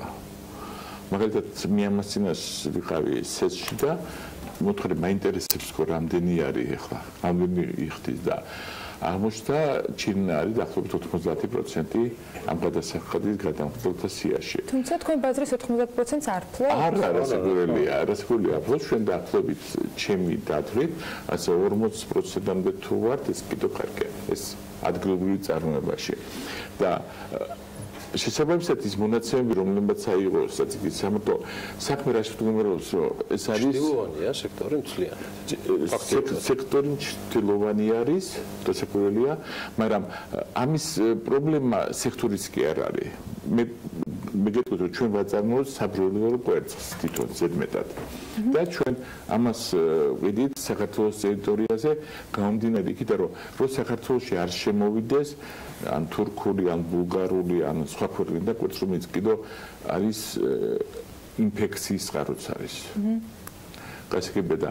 ამიტომ ეს ეკონომიკა არის ჩრდილოვანი. ხა ჩვენ უშუალოდ თუ ავიღებთ ჩინას, იქ ჩვენ არაკონკურენტულ გარემოში ვართ, იმიტომ ჩვენ მთლიანად ვიხდით ყველა გადასახადებს, ზღედეს, თქვათ, მიწის გადასახადს, ქონების გადასახადს და ეს პატარა წარმოებები არ იხდიან. მაგრამ მე ჩემი დათვლით ახლა პრობლემა პატარა წარმოებაში კი არ არის, საერთოდ პოლიტიკაში ამ დარგში. რომელიც მდგომარეობს? რომელიც რაში მდგომარეობს? არსებობს პოლიტიკა ამ დარგში? საუბედუროდ არა. საუბედუროდ არ არსებობს. მაგალითად მე თქვენთანაც ერთხელ ვილაპარაკე, რომ ჩვენთან სამხედრო ნაწილი მილიცია და რაცა გამეულია საქართველოს ტერიტორიაზე. და რატომ არის ბევრი კარგი პატარა მწარმოებელი და ის მწარმოებელი ფაქტურად არის ძალიან მძიმე პირობებში. იმიტომ ყველა ეს საჯაისო ნაწილები და ყველაფერი სარგებლობენ იმიდან. ერთი ცენტრალური მომსახურება. ბრაზილიაში შემოტანილი ან დაშპრიცული რაღაცა შავი ქართით, რომელიც არ იჭვება და აჭვენ ამ მილიციას და ან საჯაისო ნაწილებს და ასეთი პატარა მწარმოებელს ხელშეწყობა საერთოდ არ აქვს. და ჩემი აზრით რომ რაღაცა პოლიტიკა გაჩნდეს და რაღაცა პირიქით ესენი მე დაძმობები მაგათ შეუძლია ერთ წელიწადში ორჯერ და სამჯერ გაზარდონ წარმოება. როგორ შემოვიდნენ მცირე საწარმოები, რომელთა მოცულობა არც მეტი არც ნაკლები ერთად აღებული წვრილი მწარმოებლები ლამის უდრის ჩირინას წარმოებას, რომელსაც ბაზრის წილი მაქსიმუმ 40% აქვს ბატონო როგორც მომძანებთ, როგორ უნდა შემოვიდნენ ისინი ლეგალურ სივრცეში? ეს სახელმწიფოს დისკრეციაა გასაგებია, მაგრამ სახელმწიფოს დისკრეცია არის, გეტყვით პირდაპირ, საქმეში მდგომარეობს, რომ თუ ჩვენ მაგათ დავმალავთ ასე და ვიტყვით, რომ ესენი არ არიან, ეს ერთი პოლიტიკა რაც სადღეის ხდება, იმიტომ იქიდან არც გადასახადები არ ვლოვდება, არც ვეტერინარული სამსახური სრულად გასული არის. სრულად გასული არის. ან დასურსათის ეროვნული სამსახური, სადაც თქვენ ბრძანდებოდით, მე მესმის ახლა ისინი ხსნიან რაიმეთი? არა, ისინი ვერ გადაწყვეტენ ამ საქმეს. არა, ცხადია, მათი საქმე არ არის, მაგრამ ეს არის, ნუ ეკონომიკური პოლიტიკა არის, ფინანსთა სამინისტროს შემოსავლებში და მე მქონდა საუბარი თქვა შორის ამასთან დაკავშირებით, რომ ფაქტურად ახლა რა გამოდის, რომ რამდენიმე კომპანია იხდის ზეღედებს და გადასახადებს, ხები არ იხდიან. მე ვუთხარი, რომ ეს ხალხი გამომდინარე აქედან არიან ჩაყენებული ცუდ პირობებში, იმიტომ რომ ვერ გამოჩნდებიან, იმიტომ რომ მაშინ იქ საგადასახადო დაადგება და რაღაცა. ამიტომ ჯობია საერთოდ ყველა ჩადგეს ერთ პირობებში და ისინი უკვე მოექცევიან ლეგალურ პირობებში. ანუ გარდა ამისა, რომ გადასახადისაგან თავის არიდება ხდება, ამ შემთხვევაში უკვე ხარისხის კონტროლიც აღარ არის. ყველაფრის კონტროლი ხდება. ხა თქვენ კარგად გამიგეთ, ხა თუ ისინი აწარმოებენ და იციან, რომ ეს შილვა რაღაცამ დაიჭიროს რაღაცა, სულ ცდილობენ იყვნენ ჩუმად ასე და საერთოდ პოლიტიკის შესწავლა საჭირო და მე ერთ რაღაცას გეტყვით, რომ ნებისმიერ ჩვენ ხო გაცხადებული გვაქვს, რომ ევროკავშირთან უნდა დავახლოვდეთ და შევიდეთ. გაცხადებულიც გვაქვს და ვეჯაჯგურები და მაგალითად ამ პოლიტიკიდან გამომდინარე გეტყვით, რომ ჩირინას როდესაც აშენდა რაღაცა, ყველა ევროსტანდარტების პირობებს დაცული არის და საქმე არის, რომ ის წვრილმანი, რომელიც აწარმოებს, ევროპაშიც არის პატარა წარმოებები, რომ ისინიც მოხდნენ მათი დაახლოება. ასეთი პოლიტიკის შედეგად ისინი დაახლოებით კი რა უფრო შორდებიან. მე ხარ გეტყვით, რომ თქვენ ალბათ გიხარიათ, რომ მე მოსმენი მაქვს, რომ თქვა ჩვენ ჩინეთთან გავხსენით თავისუფალი ვაჭრობის გიხარიათ. ჩემი აზრით ეს საფრთხის შემცველიც არის? საფრთხის შემცველი კი შეცდომა არის. შეცდომა საერთოდ რომ ჩინეთთან გავხსენით? გასაკვირველია, რატომ გეტყვით, უყურეთ, ჩვენ თუ შედივართ ევროპაში, რომელიც ყველაზე მდიდარი ბაზარი არის, ჩვენ უნდა დაუახლოვდეთ მას. ეხლა ერთდროულად ევროკავშირში რეგულირდება ნებისმიერი ხორცის წარმოება, არ მარტო ფრინველზე, საქმეზე ყველა რეგულირდება და იქ ძალიან ისეთი რეგულირება და ფაქტიურად სოციალური სამინისტრო ამ პოლიტიკას ატარებს და შესაძლებელი სტანდარტებს დის საქართველოს ტერიტორიაზე. და ამ დროს ჩვენ როდესაც ხსნის ჩინეთს, გვინდა რომ გაიხსნას ინდოეთი, რომელშიც რო გითხრათ, ხა მე ვარ ნამყოფი რამოდენიმე იმაში, საერთოდ წარმოუდგენელია ის ხა იქ წარმოებული პროდუქცია უფრო ცუდი ხარისხის არის ვიდრე საქართველოში ეს პატარა მწარმოებელი ის უფრო მაღალ ხარისხის პროდუქცია. ჩირინას არ აქვს და იმის ამბიცია რომ ბიუ გაჩნდეს ჩინეთში? აი თუ მაინდა არა ჩვენ მეღვინეებიც ესე ფიქრობდნენ და არა მოდი გეტყვით ერთ რაღაცა ხა მეღვინეებს მე ხალხი გეტყვით ხა საქმე რაში მდგომარეობს, რომ ჩვენ რადგანაც ევროკავშირთან ახლოს ვართ, ჩვენ უნდა ევროკავშირთან დავახლოვდეთ და სტანდარტების ფიქრობთ, ანუ რომ ჩინეთს არ აქვს ისეთი მოთხოვნები მაღალ სტანდარტებზე როგორც ევროკავშირს და შესაბამისად მათ შორის იქიდან შემოსული პროდუქციის თქვენ იმას ვუხდათ ახლა ევროკავშირს რომ ჩინეთთან გავხსნათ ჩვენ საზღვრებიო, ალბათ ან მოხკლათ რაღაცას გავიკეთებთ, თვითონ ეს წარმოუდგენელია. კონკურენციას ვერ გაუწევს ადგილობრივი მაღალი ხარისხის პროდუქცია. არა, მეგობრებო, სტანდარტებია. როგორ არის გეტყვით, შეხედეთ, ევროკავშირში, თქვა, ფერმაში იქ სტანდარტებია, რამდენი ქათამი უნდა იყოს. რატომ იტყვის უარს თქვენ რატომ ფიქრობთ მაღალი სტანდარტის პროდუქცია, რომელიც თქვა არის საერთოდ მე მოგიყვებით ახლა ევროკავშირში როგორ არის იცით იქ მარტო ფრინველის 1 კვადრატულ მეტრზე რამდენი უნდა იყოს როგორი პირობები უნდა იყოს იქ განსაზღვრულია კიდევ რა ხელფასი უნდა ღებულობდეს თანამშრომელი თქვენ რომ მოგცეს ნება რომ ევროკავშირმა შეიტანოს თქვენი პროდუქცია იქ მთელი რიგი საკანონმდებლო აქტები არის გასაკეთებელი და საერთოდ ჯერ ქვეყანა იხსნება და მაგალითად იმას მქონდა საუბარი იმის რომ თქვა ჩინეთს შეეტანა ინდივიდუალურად და ისინი თქვენ ქვეყნის გახსნას ანუ ქვეყანაში უნდა მოხდეს საერთოდ შემოწმება ვეტერინარული სამსახურების კვალიფიკაცია მე შეიძლება პროდუქციის შეტანა და ჩვენ ასე ახლა მე ვიცი რომ ინდოეთთან გვინდა კიდე ხო ეს ხო კატასტროფა არის ჩვენი მე მარტო ვინით ხომ საფრთხეებსელი ბატონო რა ამის თქმა მინდა ხარისხია პრობლემა მათი საქონელი ექსპანსიასელი თუ აი არასწორ რაღაცაზე ვაკეთებთ სწორებას მას ხო თავისი მომხმარებელი ეხ ხო დამატებით არის არასწორად ვაკეთებთ რას გეტყვით ახლა შეხედეთ მაგალითად ევროკავშირში შეტანილი იქნა თქვა B და C კატეგორიის ქათამი ფრინველის დაუშვებელია და ვერ შეიტანთ. მაგალითად, უფრო მეც მეგობრებო, თურქეთში აკრძალულია და B და C კატეგორიის ქათმის გატანა ბაზარში. რო გაიტანოთ და ივაჭროთ. ვერ გაიტანთ. ამ ქათამს ვერ გაიტანთ ვერც აზერბაიჯანში, ვერც რუსეთში და ვერც სასუნხეთში. და ჩვენთან თავისუფლად ხდება გატანა. მაგალითად, შეზღუდვები არის წყლის შემცველობაზე. ქათამში, მაგალითად, თუ წყალი მაღალია, ბაზარზე ვერ გაიტანთ იმას.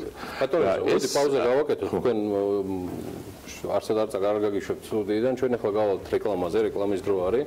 შემდეგ გვაქვს ნიუსების ბლოკი და პარალელურად ისევ გავაგრძელებთ რევაზ ვაშაკიძესთან, ჩინას მართულ პარტნიორთან და ხელმძღვანელთან საუბარს. რეკლამის დროა თებერვალზე.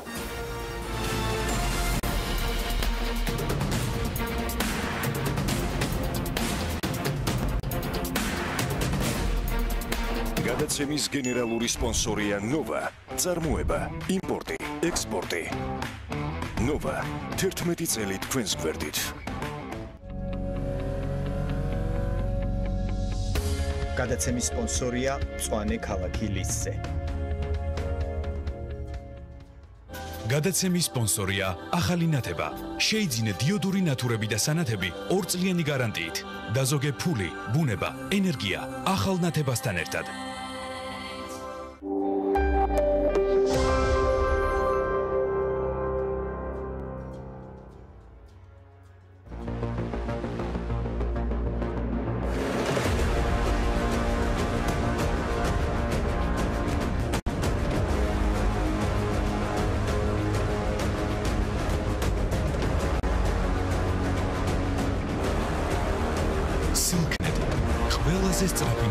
გენერალური სპონსორი 2010 წლიდან. Silknet-ი ყველაფერი კავშირშია. დეველოპერული სამშენებლო კომპანია Green Construction წარმოგიდგენთ Mandarin Garden ბათუმი ზღვიდან 800 მეტრში ეკოლოგიურად სუფთა კომფორტული ხარისხიანი საზაფხულო ვერანდით დახურული ავტოსადგომით საკუთარი 120 კვადრატული ეზოთი და რაც მთავარია მყუდრო გარემო მოქმედებს უპროცენტო შიდა 24 თვიანი განმადება დამატებითი ინფორმაციისთვის დაგვიკავშირდით 558 9908 მისამართი ბათუმი გამსახურდიას 28 წილადი 30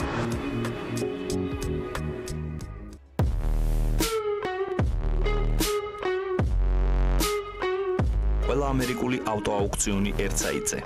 პირდაპირ წვდომა დილერისა და შუამავლის გარეშე. თქვენი ავტომობილები ჩამოყვალთ ჩვენ. კომპანია ფორვარდერი.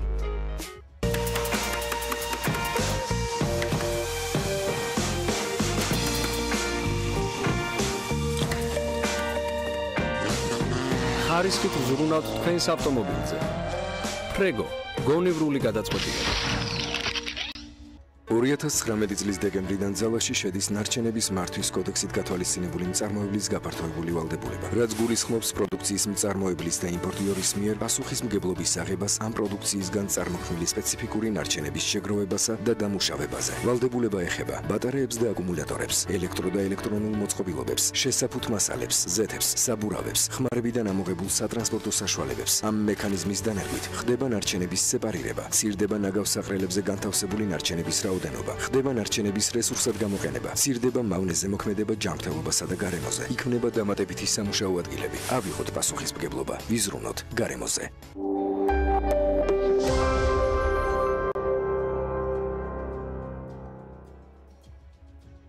გადაცემის გენერალური სპონსორია ნოვა, წარმოება, იმპორტი, ექსპორტი. ნოვა, 11 წელი თქვენს გვერდით. გადაცემის სპონსორია მწვანე ქალაქი ლისზე. გადაცემის სპონსორია ახალი ნათება. შეიძინე დიოდური ნათურები და სანათები 2 წლიანი გარანტიით. დაზოგე ფული, ბუნება, ენერგია ახალ ნათებასთან ერთად.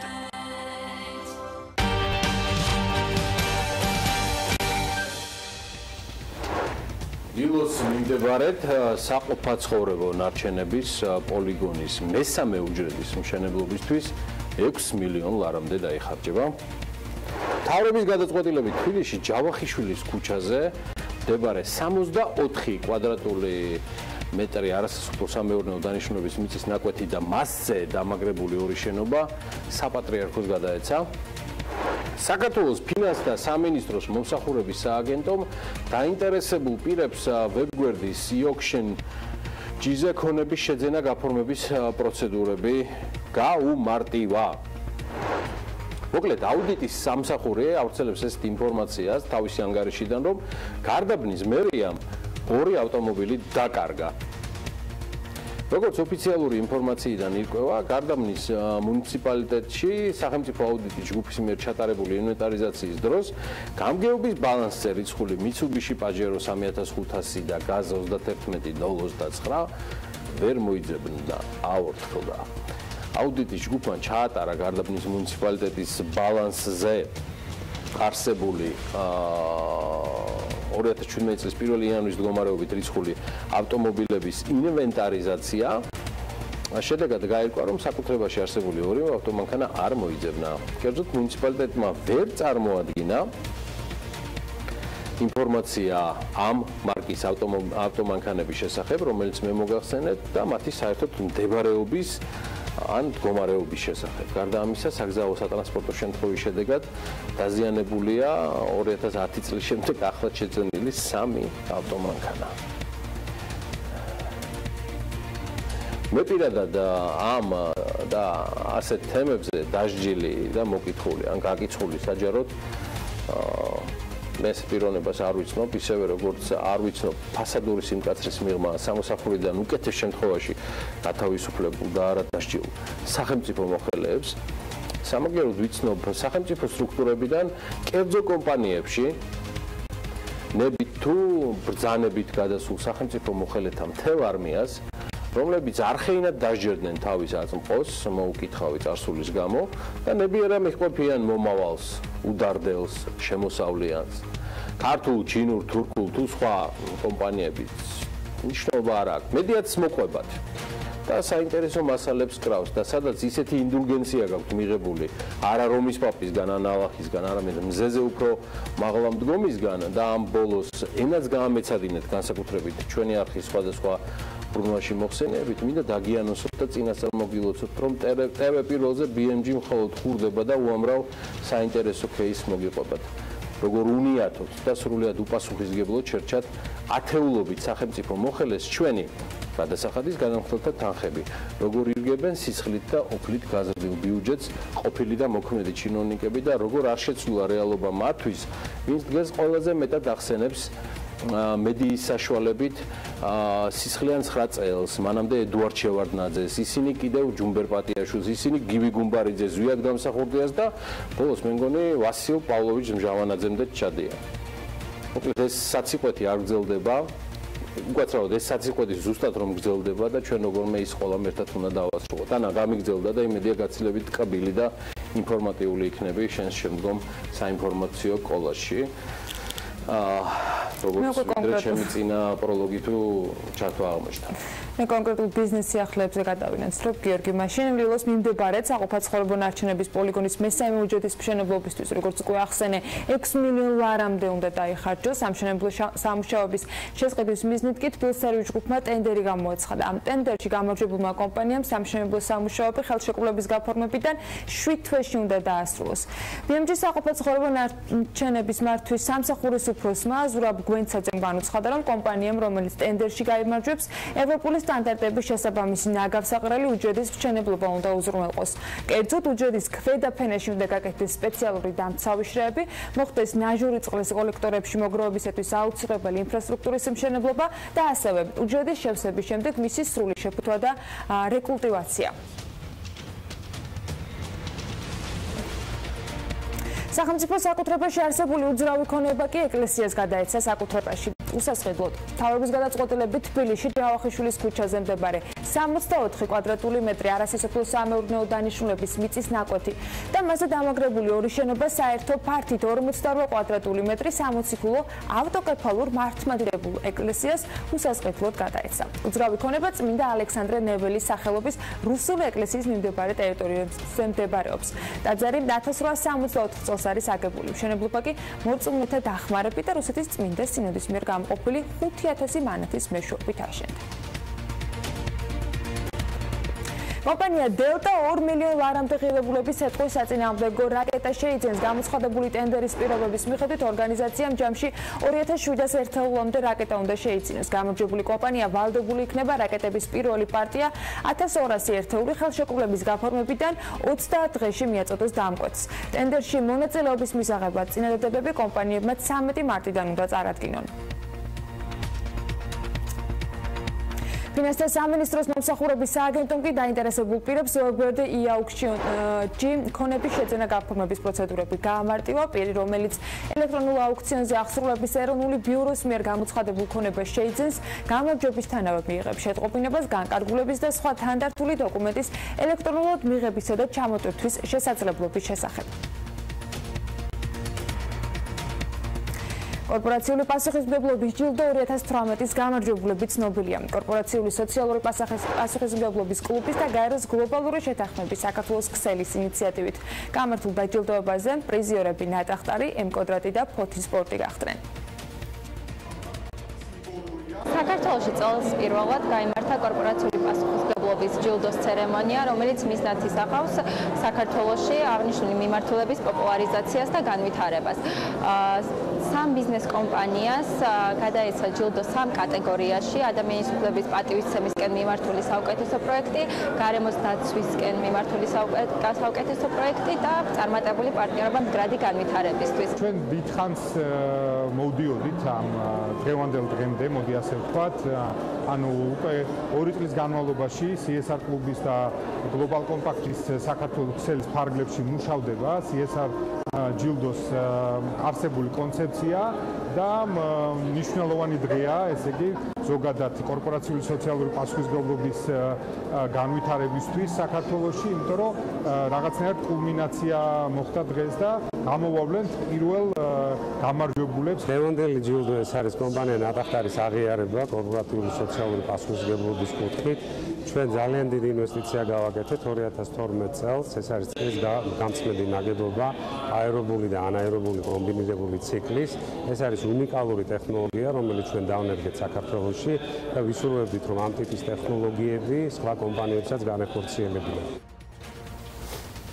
ანა, საინტერესო იყო კოლაჟი, ვიცი რომ კიდევ ბევრი გაქვს მოსაყოლე ჩვენი მაყურებლების, მაგრამ შედარებით ხო გადაწყობილი ჩვენი ფორმატი დილისა მით უმეტეს საინტერესო ჩვენთვის ყოველთვის და მნიშვნელოვანი სტუმარი ყავს საქმე ენდილის სტუდიაში. მასთან ვაგრძელებთ საუბარს და იმედი მაქვს, რომ შენც იქნები ჩართული საუბარში ბატონ რევაზ ვაშაკიძესთან კომპანია ჩირინას ხელმძღვანელი. კიდევ ერთხელ დილამშვიდობის ბატონო. ჩვენი საკმაოდ საინტერესოდ მივმოვიხილეთ და აღნიშნეთ სტატისტიკის სამმართველოს როლი, პოლიტიკის არქონა, არაკონკურენტული გარემო და ეს ყველაფერი მეფრინველეობის დარგს უკავშირდება. თქვენ აღნიშნეთ და სარეკლამო ვალდებულებების გამო ვერ დაგასრულებინეთ საუბარი იმ რისკებთან დაკავშირებით, იმ გარკვეულ მიუღებლობასთან დაკავშირებით, რასაც თქვენ ხედავთ ისეთი ბაზრის გახსნასთან მიმართებაში, როგორც არის ჩინეთი და ინდოეთი. თუ შეიძლება რომ ამაზე თქვენი აზრი დაასრულოთ და შემდეგ უკვე ორივე კითხვა კიდე დამჭირდება. კარგი. ჩვენ საქართველოს აქვს ვალდებულებები ევროკავშირთან. აქვს. ეს გამოიხატება ზოგიერთი წარმოების დარგში, განსაკუთრებით სოფლის მეურნეობის, ხორცის, ძის, ყველის წარმოებაში და ბევრი პროდუქციის. ჩვენ დავაკმაყოფილოთ ის პირობები, რაც არის ევროკავშირში.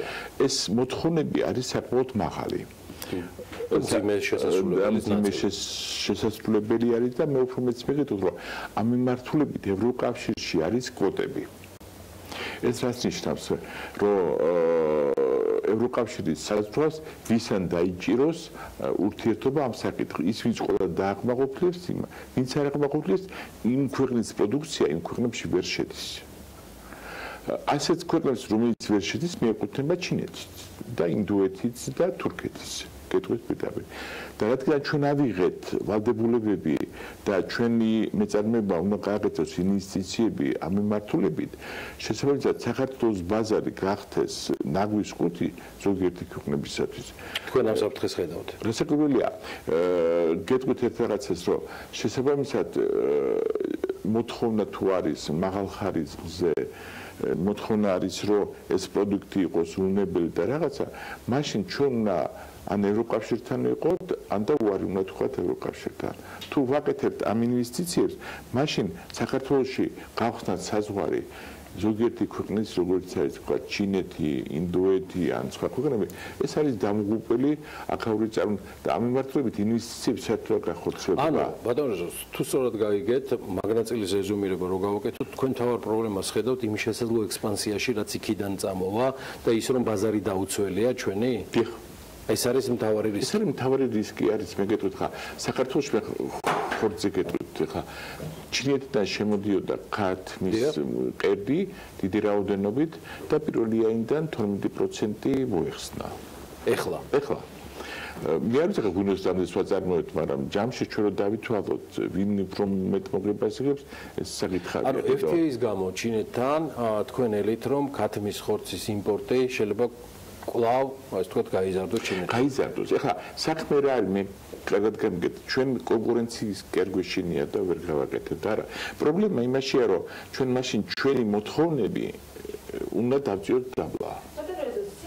მოთხოვნების დაწევა რატომ ხდება საჭიროდ სამომხმარებელს შესაძლებლობა რომ უკეთესი ხარისხის პროდუქტი შეიძინოს დღეს არსებული საბაზრო ღირებულებიდან გამომდინარე თუნდაც იგივე ფასად ან შესაბამისად ყველა სხვა დანახარჯის გათვალისწინებით თქვათ მცირედი სხვაობით მაშინ როდესაც ის პროდუქტი რომელზეც თქვენ ამბობთ რომ სტანდარტები ისეთი მაღალი სტანდარტები არ ვრცელდება იქნება ნაკლები ხარისხის არჩევანი ხომ წესით გაკეთება იმაზე რომელიც უკეთესი ადამიანის შემთხვევებისაა მაგალითად აი მოდით მაგალითად ჩვენ დაახლოებით საკმაოდ დიდი წარმოგვიდგება ჩვენ დაახლოებით 2-3% ქათმის ფერმებში არ ვითარდება ისე როგორც უნდა განვითარდეს ეს მთელი ბიოლოგიური ციკლურს გულისხმობდა ამიტომ არის ზოგი დაბალი წონის განვითარებელი რომელიც ჩვენთან ვერც სასაკლაოში ვერ მოხდება და ვერც იმაში მოხდება და შესაბამისად ეს გადამუშავდება და ბაზარზე არ გამოდის მაგალითად ახლა საქართველოში შემოდის საშუალოდ 400 წონამდე თურქული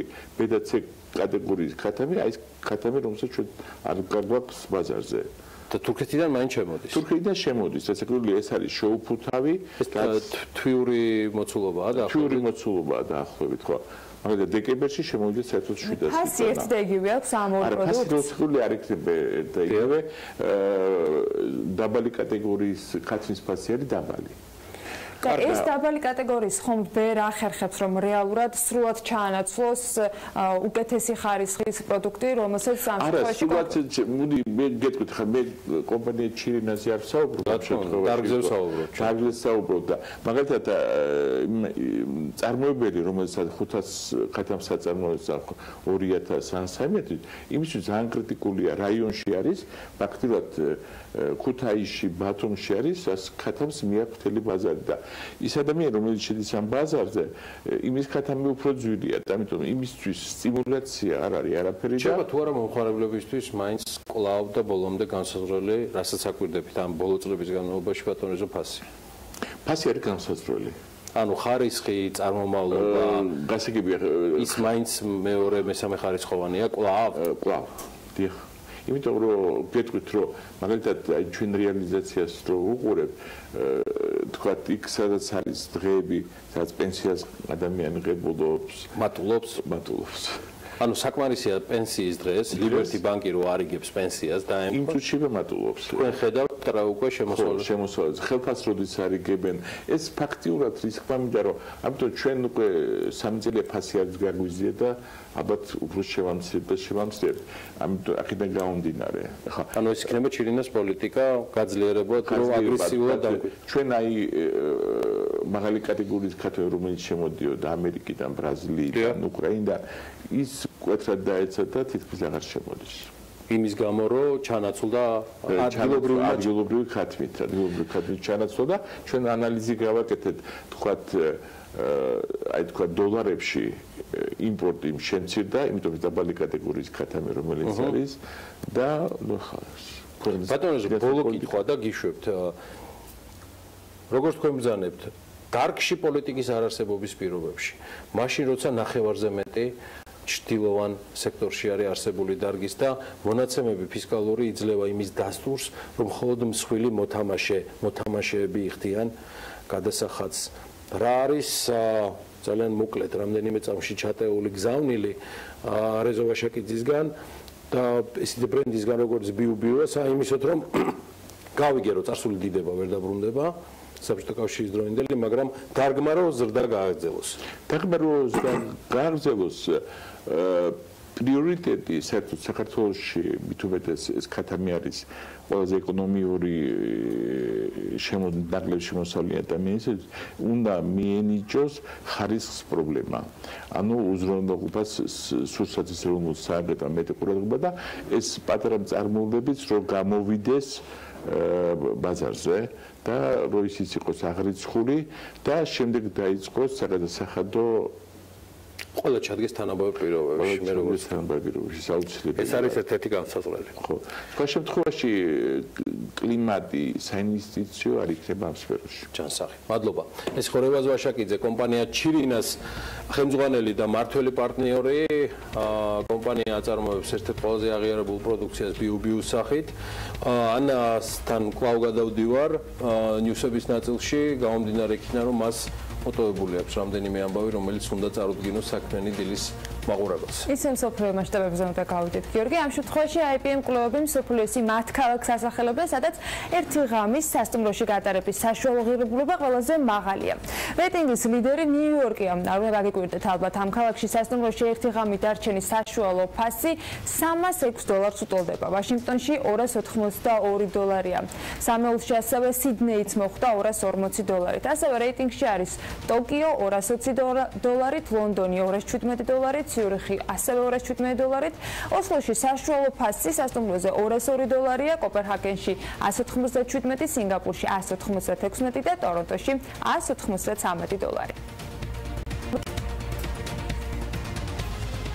ყველაზე ძვირად ღირებული სასტუმროების ჩამონათვალში ვერც ახლა და ვერც წარსულში დედაქალაქში მდებარე სასტუმროები საქართველოს დედაქალაქს გულისხმობ ალბათ ვერ მოხვდებოდნენ, მაგრამ ქართული ბიზნესის ისტორიებიდან სასტუმრო ბიზნესის ისტორია დარწმუნებული ვარ, რომ გამორჩეულად საინტერესო უნდა იყოს.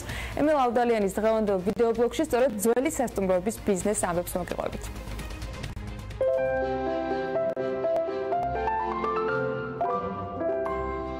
დილამშვიდობის. როგორი იყო მე-19 საუკუნის თბილისში გავრცელებული სასტუმროები? დღევანდელ გადაცემაში ამ ძალიან საინტერესო ბიზნესზე ვისაუბრებთ.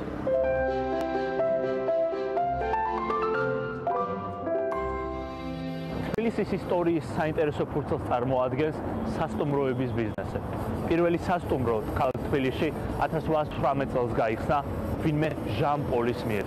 ჩვენ სამწუხაროდ არ ვიცით მისი გვარი, მაგრამ ვიცით ის, რომ ეს ის ჯარისკაცია, რომელიც რუსეთში დარჩა 1812 წელს ნაპოლეონ ბონაპარტეს ლაშქრობის შემდეგ და ჩამოვიდა თბილისში, გახსნა პირველი სასტუმრო, რომელიც მდებარეობდა ძველ თბილისში, ეგრეთ წოდებულ ალახიან ქუჩაზე, რომელიც დღეს ალექსანდრე ჯუმას სახელს ატარებს. თუმცა სასტუმროების რაოდენობა თბილისში მოიმატა მხოლოდ მე-19 საუკუნის შუანახევარში, როდესაც გერმანიიდან გადმოსახლებულმა გერმანელებმა დაიწყეს ბევრი ესეთ დაწესებულების შექმნა. აქვე აღსანიშნავია ისიც, რომ პირველი სასტუმროები, რომელიც შექმნეს გერმანელებმა, მაგალითად ზალცმანებმა და სხვებმა, არ იყო თავდაპირველად განკუთვნილი როგორც სასტუმრო. ეს იყო შენობები ხელოვნურად გადაკეთებული სასტუმრო ოთახებად. ზალცმანის სასტუმრო მდებარეობდა რიყეზე, იქ სადაც ბევრი სხვა გერმანელი ცხოვრობდა. ჩვენ სამწუხაროდ ეს შენობა არ შემოგჩა, მაგრამ ჩვენ ვიცით, რომ იმ პერიოდში საკმაოდ ლამაზი მოწესრიგებული სამსართულიანი შენობა იყო, რომელშიც ძალიან ბევრი სტუმარი ჩერდებოდა. თუმცა პირველი სასტუმრო თანამედროვე გაგებით ქალაქ თბილისში მე-19 საუკუნის ბოლოს აშენდა ვეცელების ოჯახის მიერ. ვეცელებს თავდაპირველად ჰქონდათ ლუდის ბიზნესი. მათი ლუდსახარში იყო დიდი მთავრის ქუჩაზე, რომელიც დღეს უზნაძის ქუჩის სახელით არის ცნობილი. თუმცა, როგორც ითქვა, მე-19 საუკუნის ბოლოს, დაახლოებით 3-4 წლის განმავლობაში ისინი აშენებდნენ ერთ ლამაზ შენობას თანამედროვე აღმაშენებლის გამზირზე, რომელიც შემდეგ გახდა ცნობილი როგორც ვეცელების სასტუმრო. ვეცელის შენობა იყო საკმაოდ საინტერესო ნაგებობა, რადგან ის აშენდა თავდაპირველად როგორც სასტუმრო და არა საცხოვრებელი სახლი. ვეცელის სასტუმრო აშენდა ვეცელის მეგობრის ბილფელდის არქიტექტურით. ეს ბილფელდი მოღვაწეობდა საქართველოში და მას ეკუთვნის რამოდენიმე საინტერესო შენობა ქალაქის მასშტაბით. მისი მაგალითად ხშირი დამკვეთი იყო ზემელი, რომლის შენობას დასწრით შორს არის ამ ვეცელის სასტუმროსთან. ვეცელის სასტუმროს გარდა იმდროინდელ თბილისში ბევრი სხვა საინტერესო სასტუმრო მდებარეობდა. მაგალითად, თანამედროვე რუსთაველის გამზირზე მდებარეობდა სასტუმრო მაჟესტიკი, რომლის შენობაში დღეს მერიოტი არის განლაგებული. თავისუფლების მოედანზე მდებარეობდა სასტუმრო ლონდონი, სასტუმრო კავკაზი. ხოლო თანამედროვე სადგურის მოედნის მიმდებარე მდებარეობდა ასევე რამოდენიმე საინტერესო სასტუმრო, რომელიც სამწუხაროდ დღესდღეობით არ გვაქვს შემორჩენილი.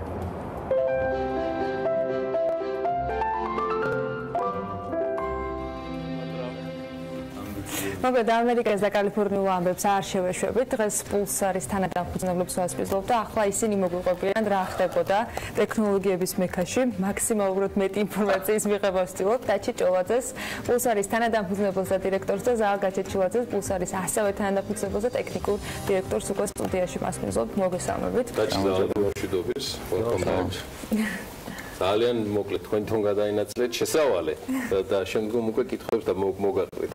შედგა თუ არა ქართველების ვიზიტი სან-ფრანცისკოში, იმიტომ რომ ეს არ იყო ერთი კომპანიით მხოლოდ წარმოდგენილი და ჯამში overall შეგვიძლია თუ არა ვთქვათ, რომ ის იყო წარმატებული. მოგესალმებით კიდევ ერთხელ. კი, ნამდვილად შეგვიძლია ესე დავარქვათ, განსაკუთრებით მე ხაზს გავუსვამდი იმ ნაწილს, რომ სხვა ვიზიტებისგან განსხვავებით, როცა მივდივართ ხოლმე სხვა ქალაქებში და ვესწრებით გავს კონფერენციებს, გამოფენებს და ასე შემდეგ, ეს ვიზიტი განსხვავდებოდა ფორმატითაც, იმიტომ რომ გარდა იმისა, რომ ჩვენ იქ დავესწარით ამ კონფერენციას Startup Grinds, რომელიც თავის მხრივ ძალიან საინტერესო იყო, ძალიან რეალურად ყველა იმ სფეროს წამყვანი პირები, რომელთაც ჩვენ ვართ დაინტერესებული, რომელსაც ვცდილობთ რომ ფეხი აუწყოთ, ყველა წარმოდგენილი იყო იქ და საკმაოდ საინტერესო თემებზე იყო საუბარი, იყო არა მარტო საუბრები, არამედ იყო კითხვა-პასუხის რეჟიმიც და შესაბამისად საკმაოდ სასარგებლო ინფორმაცია მივიღეთ. თუმცა ამის შემდეგ იმ ჯგუფის მიერ, რომელმა ჯგუფმა საერთოდ დაორგანიზა ჩვენი ვიზიტი, დაორგანიზებული იყო ასევე სხვა ფორმატის შეხვედრები, უფრო networking-ს ემსახურებოდა და რეალურად ამის შედეგი იყო ის, რომ ჩვენ როგორც ზინიკამაც და გიორგიმაც ისაუბრეს თქვენთან სტუმრობისას, რომ საკმაოდ ხარისხიანი კონტაქტების მოპოვება შევძელით. ასევე მოგვეცა საშუალება, რომ ამ ადამიანებთან, რომელთა გამოცდილების მოსმენაც საკმაოდ საინტერესოა ხოლმე, ჩვენს პროდუქტებზე და ჩვენს გამოწვევებზე გვესაუბრა, რაც ხარისხობრივად ბევრად უფრო მეტის მომცემი არის რეალურად, ვიდრე შეიძლება იყოს უბრალოდ მათი გამოცდილების მოსმენა, რომელიც ასევე საინტერესოა ხოლმე. თუმცა, როდესაც იმ ადამიანს ჩააყენებ უფრო შენს მდგომარეობაში, თუ როგორი სიტუაცია გაქვს ბაზარზე, როგორი მოთხოვნა გაქვს, რა გამოწვევების წინაშე დგახარ, უფრო ხარისხიან რჩევებს იღებ ამ მომენტში და ჩვენ მოგვეცა ეს შესაძლებლობა, რომ აი ამ ადამიანებთან სწორედ პულსარიდან გამომდინარე, რა იყო ის რჩევები, რომთაც ფიქრობთ, რომ თქვენი სტარტაპი შესაძლო უკეთესი გახდეს, უფრო მეტად მორგებული გახდეს, მათ შორის საერთაშორისო ბაზრებისათვის, ან თუნდაც ამერიკული ბაზრისათვის, რა დაინახეთ სხვაობა ამ გადმოსახედიდან და იქაური გადმოსახედიდან რეალურად რა გაკლიათ და რა გჭირდებათ, რა გადაწყვიტეთ, რომ აუცილებლად უნდა გააკეთოთ. რეალურად ჩვენი კომპანიის ნახევარზე მეტი მუშაობს კვლევაზე და კვლევის მიმართულება არის ერთ-ერთი პრიორიტეტი ჩვენთვის, ჩვენი განვითარებისთვის. აქედან გამომდინარე, ის მიმართულებები, რომელზეც ჩვენ ყოველდღიურად მუშაობთ, არის თქვათ ხმის ამოცნობა, ვიზუალის ამოცნობა და ასევე ბუნებრივი ენის დამუშავება. და სწორედ ამ მიმართულებით მივიღეთ საკმაოდ კარგი რჩევა, რომ ის ტექნოლოგიური მიღწევები, რომელმაც საკმაოდ უკვე თავის სიტყვა თქვა სხვადასხვა დარგებში, ბუნებრივი ენის დამუშავებისთვის ეხლა არის საუკეთესო დრო, რომ ამ მიმართულებით იმუშაო და არაერთი დეტალი გქონდა, რომელზეც დისკუსია გქონდა ამ თემის გარშემო. კონტაქტებიდან, რომელიც არის აბსოლუტურად რენდომ და წარმოუდგენელი, იქ მართლა წეგან ზუსტად ახსენე ნიკასთან და გიორგისთანაც საუბარში შეიძლება ლანჩზე გახვიდე, ან ელემენტარულად ქუჩაში გადაეყარო ადამიანს, რომელიც შეიძლება შენს ინვესტორად და პარტნიორადაც მოგევლინოს. მაინც რომელს გამოყოფდი, აი განსაკუთრებულ საიმისოთ, რომელიც მოყვება როგორც ფასეული ამ ერთკვირიანი ვიზიტის შემდეგ. რა არც ისე რენდომ არის პრინციპში, იმიტომ რომ იაში დაგეგმვადია, განჭვრეტადია. რა თქმა უნდა, აი ეს ვიზიტი იმით განსხვავდებოდა ზუსტად, რომ ნეტვორკინგის საშუალებაზე გულისხმობ. დიახ, ანუ კი ის კონფერენცია საინტერესო იყო. და ანუ აქამდე კონფერენციებიც საკმაოდ საინტერესო იყო, რადგან ყოფილვართ და რადგან სხვა ჯგუფებიც ყოფილან. თუმცა ამ შემთხვევაში ეს ფორმატი იმით განსხვავდებოდა, რომ ეს არა უშუალო გარემოში ნეტვორკინგი ხალხთან, ვისაც გამოცდილება აქვს ამ ბაზარზე, იმ ბაზარზე უბრალოდ ოპერირების და დიდხანია იქ უკვე სტარტაპები აქვთ, ინვესტორებს იცნობენ ენჯელებისგან თუ რამდენიმე რაუნდით აწეული აქვთ დიდი ფული საკმაოდ უკვე იმათგან კონკრეტული რჩევების მიღება იყო ძალიან მნიშვნელოვანი მით უმეტეს, როდესაც ის გარემო, სადაც ვიკრიბებოდით, იქ სირბილი და გადარბენა არ ხდებოდა. შევიკრიბეთ სპეციალურად ორგანიზებულ დაგეგმილ გარემოში, საკმაოდ კარგ ადგილას. ესეთ უშუალო გარემოცვაში და საუბარი მიდიოდა წყნარ და საქმიან გარემოში ასევე.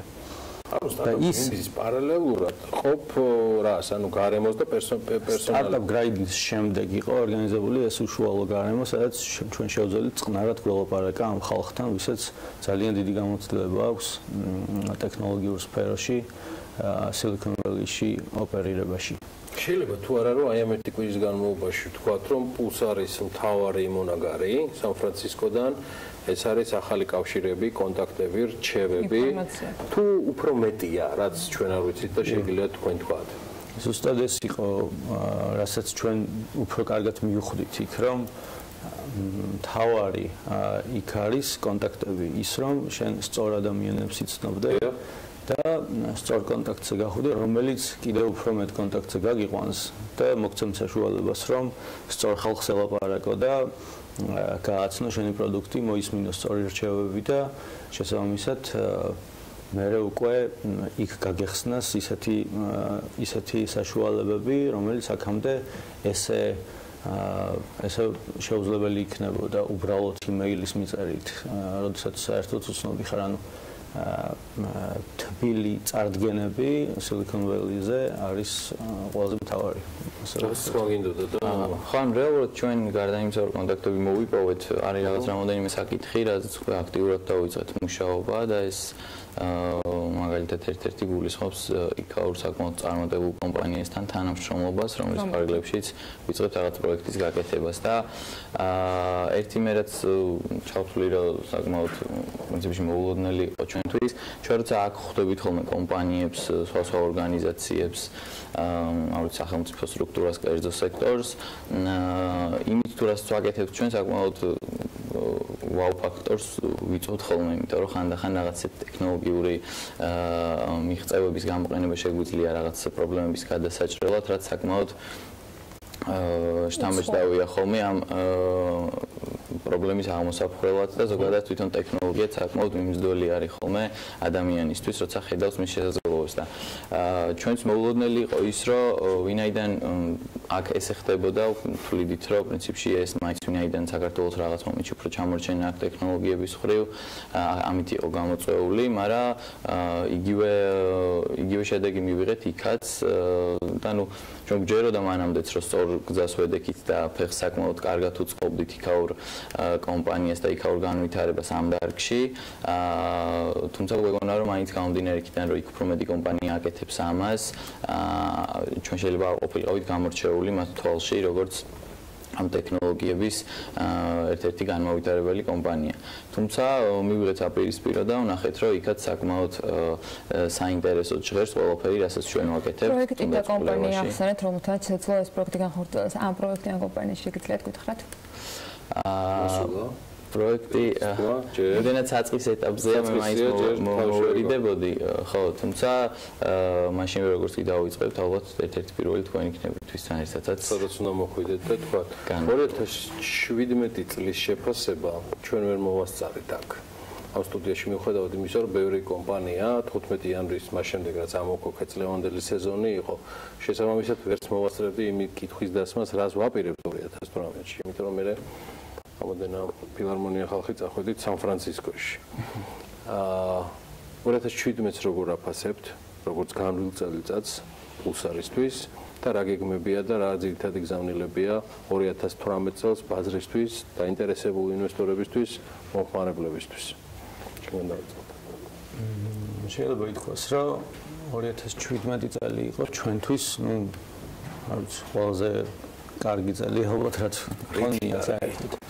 იმითი რომ პირველ რიგში ჩამოყალიბდით როგორც კომპანია ფეხი ავიდგით 2016 წელში დავფუძნდით, თუმცა 2016 წლის ბოლო და 2017 წელი იყო ჩვენი ოპერირების პირველი სრული წელი. და შესაბამისად ამ წელიწადს ძალიან ბევრი ტექნოლოგიებში გავიღრმავეთ კომპეტენციები და შევქმნით პროდუქტები.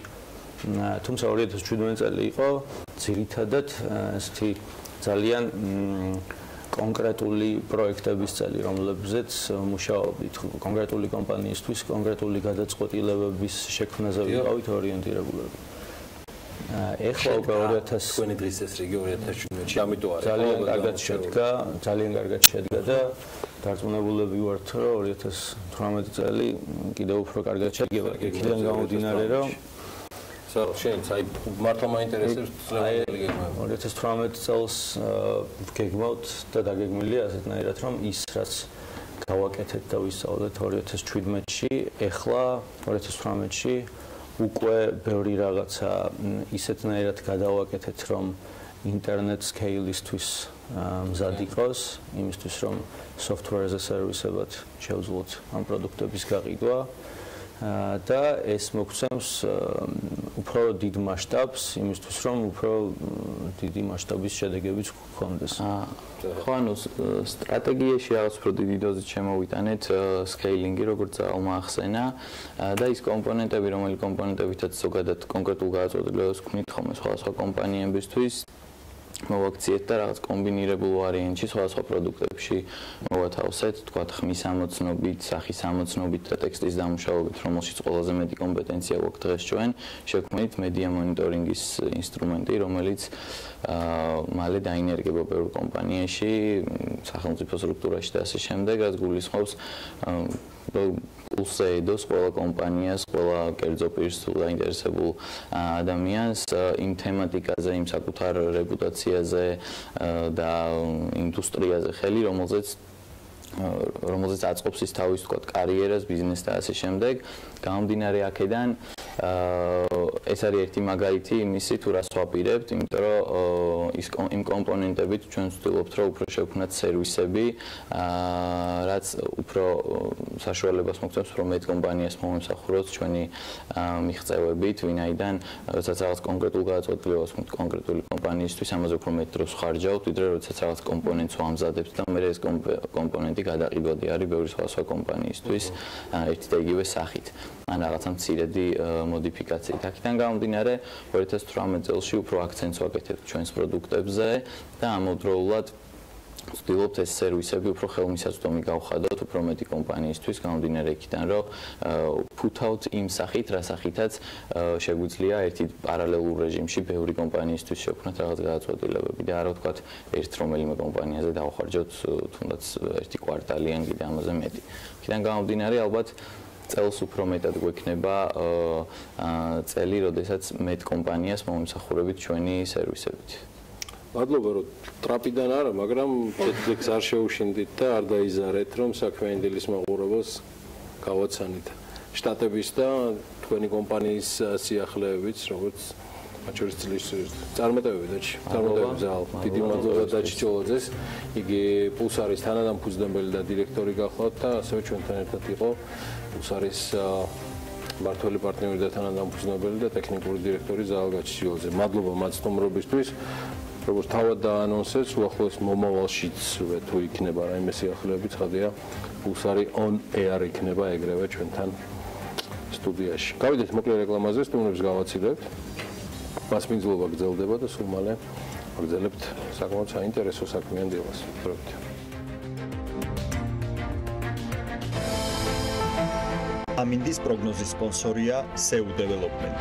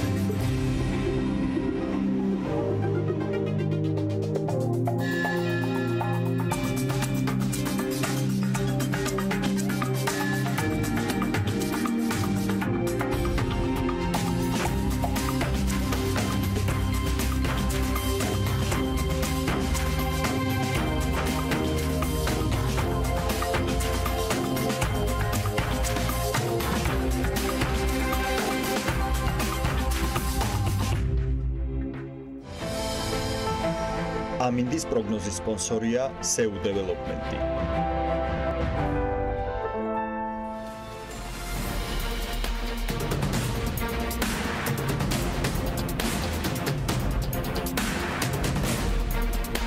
გადაცემის გენერალური სპონსორია Nova, წარმოება, იმპორტი, ექსპორტი. Nova 11 წელი თქვენს გვერდით. გადაცემის სპონსორია მწვანე ქალაქი ლისზე. გადაცემის სპონსორია ახალი ნათება. შეიძინე დიოდური ნათურები და სანათები 2 წლიანი გარანტიით. დაზოგე ფული, ბუნება, ენერგია ახალ ნათებასთან ერთად. გადაცემის სპონსორია კურორტი კოხტამი დარბი.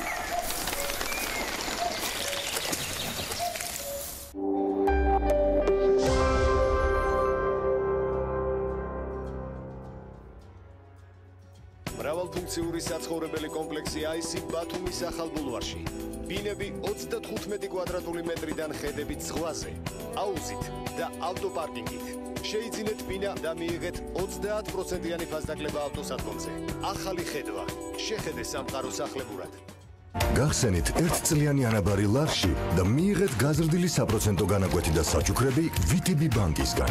რაც უფრო დიდია თანხა დეპოზიტზე, მით მეტი საჩუქარი გელით. სასაუბრო დრო მობილურზე 1 წლის განმავლობაში. პირადი ბანკირის მომსახურება და რაც მთავარია, ბილეთები UEFA-ს ჩემპიონთა ლიგაზე ან მსოფლიო ჩემპიონატზე ფეხბურთში. VTB ბანკის ვადიანი ანაბარი ლარში. სანდო და ხელსაყრელი არჩევანი. ჩვენი მისია ვიზრუნოთ პაციენტების ჯანმრთელობაზე. მივაწოდოთ მათ მაღალი ხარისხის სამედიცინო მომსახურება პროფესიონალთა გუნდის დახმარებით. კვალიფიციური მედპერსონალი, უახლესი სამედიცინო აპარატურა. აირჩიეთ მხოლოდ საუკეთესო თქვენი ჯანმრთელობისთვის. უთარ ჩხეიძის 14, ტელეფონი 280415. ჰოსპიტალი სერტიფიცირებულია ISO 9001-2015 სტანდარტით. ელიზაბეთ ბლეკველის ჰოსპიტალი.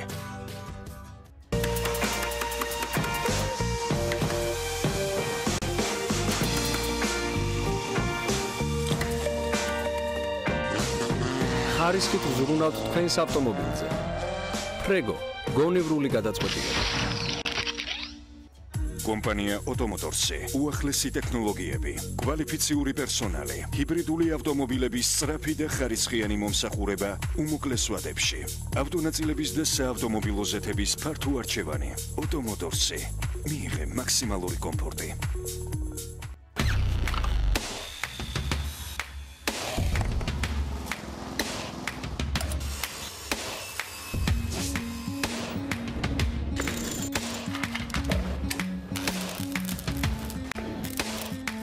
პროფესიონალი სამუშაო ხელსაწყოები. ინკკო, შექმენი სამყარო შენივე ხელით.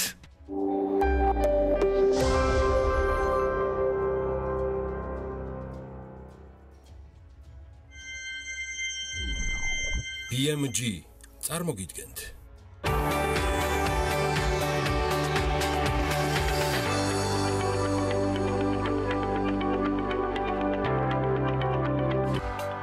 სამუშაო კვირის საწყისი და მორიგი აქტუალური თემები გადაცემის ფარგლებში. რატომ არის რთული კაცებისა და ქალების ანაზღაურების გათანაბრება? BBC-ს მიერ გამოქვეყნებული ცნობებით ორშაბათის გადაცემაში. სტუმრების ბლოკში ლონდა ბერია, ქალთა ფონდის საქართველოში კომუნიკაციების მენეჯერი, ნატო შავლაყაძე, ძალადობისგან დაცვის ეროვნული ქსელის თავმჯდომარე, ასევე რეჟისორები მიხეილ ჩარკვიანი და დავით ხორბალაძე აქტუალურ თემაზე შექმნილი სპექტაკლი. ეს ქალების ნარატივია. გვანცა ლაღიძესთან ერთად.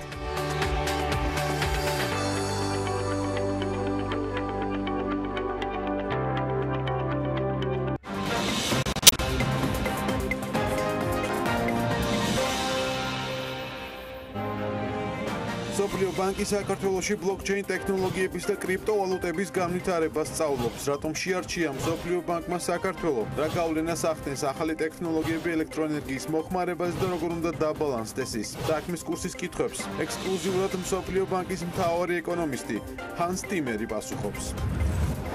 ქვეყანაში მთავარ პრობლემებად სიღარიბე და უმუშევრობა სახელდება, ბიზნესი კი კვალიფიციური კადრების ნაკლებობაზე საუბრობს. ეკონომიკის სამინისტროს შრომის ბაზრის კვლევა და პროფესიები, რომელზეც მოთხოვნა არსებობს, სპეციალისტები კი არა.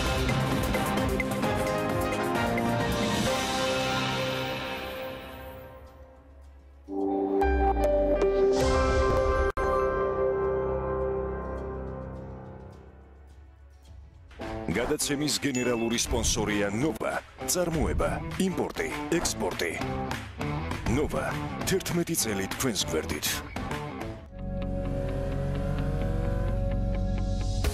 გადაცემის სპონსორია მწვანე ქალაქი ლისზე.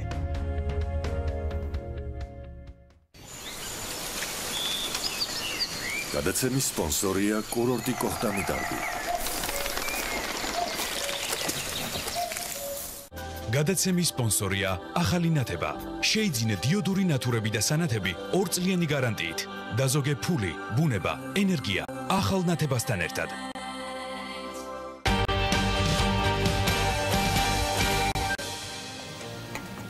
თანამედროვე მსოფლიოში იმ დროს, როდესაც ჩეტევების რაოდენობა ყოველდღიურად იზრდება, კიბერუსაფრთხოების ექსპერტი მომავლის პროფესიად აღიარებულია.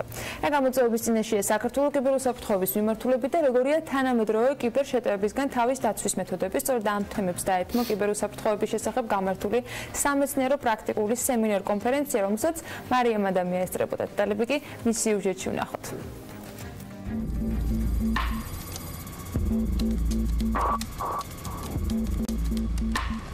თანამედროვე სამყაროში ბიზნესის განვითარება მნიშვნელოვნად არის დამოკიდებული ინფორმაციის დინამიკის ზრდაზე და კიბერუსაფრთხოებაზე. ანუ რადგან კიბერდამნაშავეთა მხრიდან შეტევების შემთხვევები ყოველდღიურად მატულობს, ამიტომაც კიბერთავდასხმების საინფორმაციო სისტემებსა და სერვისებზე უკვე შედის იმ 5 ყველაზე მნიშვნელოვანი რისკების სიაში, რომელთა შეჯახებაც დღეს მსოფლიო ბიზნესს უხდება. სწორედ ამიტომაც სამეცნიერო კიბერუსაფრთხოების ასოციაციის ორგანიზებით კიბერუსაფრთხოების შესახებ ევროპულ სკოლაში სამეცნიერო პრაქტიკული სემინარ კონფერენცია ჩატარდა. სადაც ექსპერტებმა ისაუბრეს თანამედროვე კონფლიქტებში კიბერსივრცის გამოყენებაზე. საქართველოში კიბერუსაფრთხოების კუთხით არსებულ გამოწვევებსა და თანამედროვე კიბერშეტევებისაგან თავის დაცვის მეთოდებზე. ჩვენ დავიწყეთ საქართველოში კიბერსაფრთხოების კონფერენციები ახალი ფორმატით. რაც ნიშნავს ეს ახალი ფორმატი, რომ ექსპერტებთან ერთად, როგორც მოხსენებლები, გამოდიან აგრეთვე სკოლის ბავშვები. ძალიან მომწონდა ხოლმე ეს ფორმატი საზღვარგარეთ კონფერენციებზე, როცა ექსპერტებთან ერთად გამოდიოდნენ სტუდენტები, საკმაოდ კარგ მომხსენებებით და ამ შემთხვევაში ჩვენ უკვე გამოგვყავს მაღალი კლასის ბავშვები, რაც მე ვფიქრობ, რომ საკმაოდ გაუმჯობესებს საქართველოში კიბერსაფრთხოების პოზიციებს.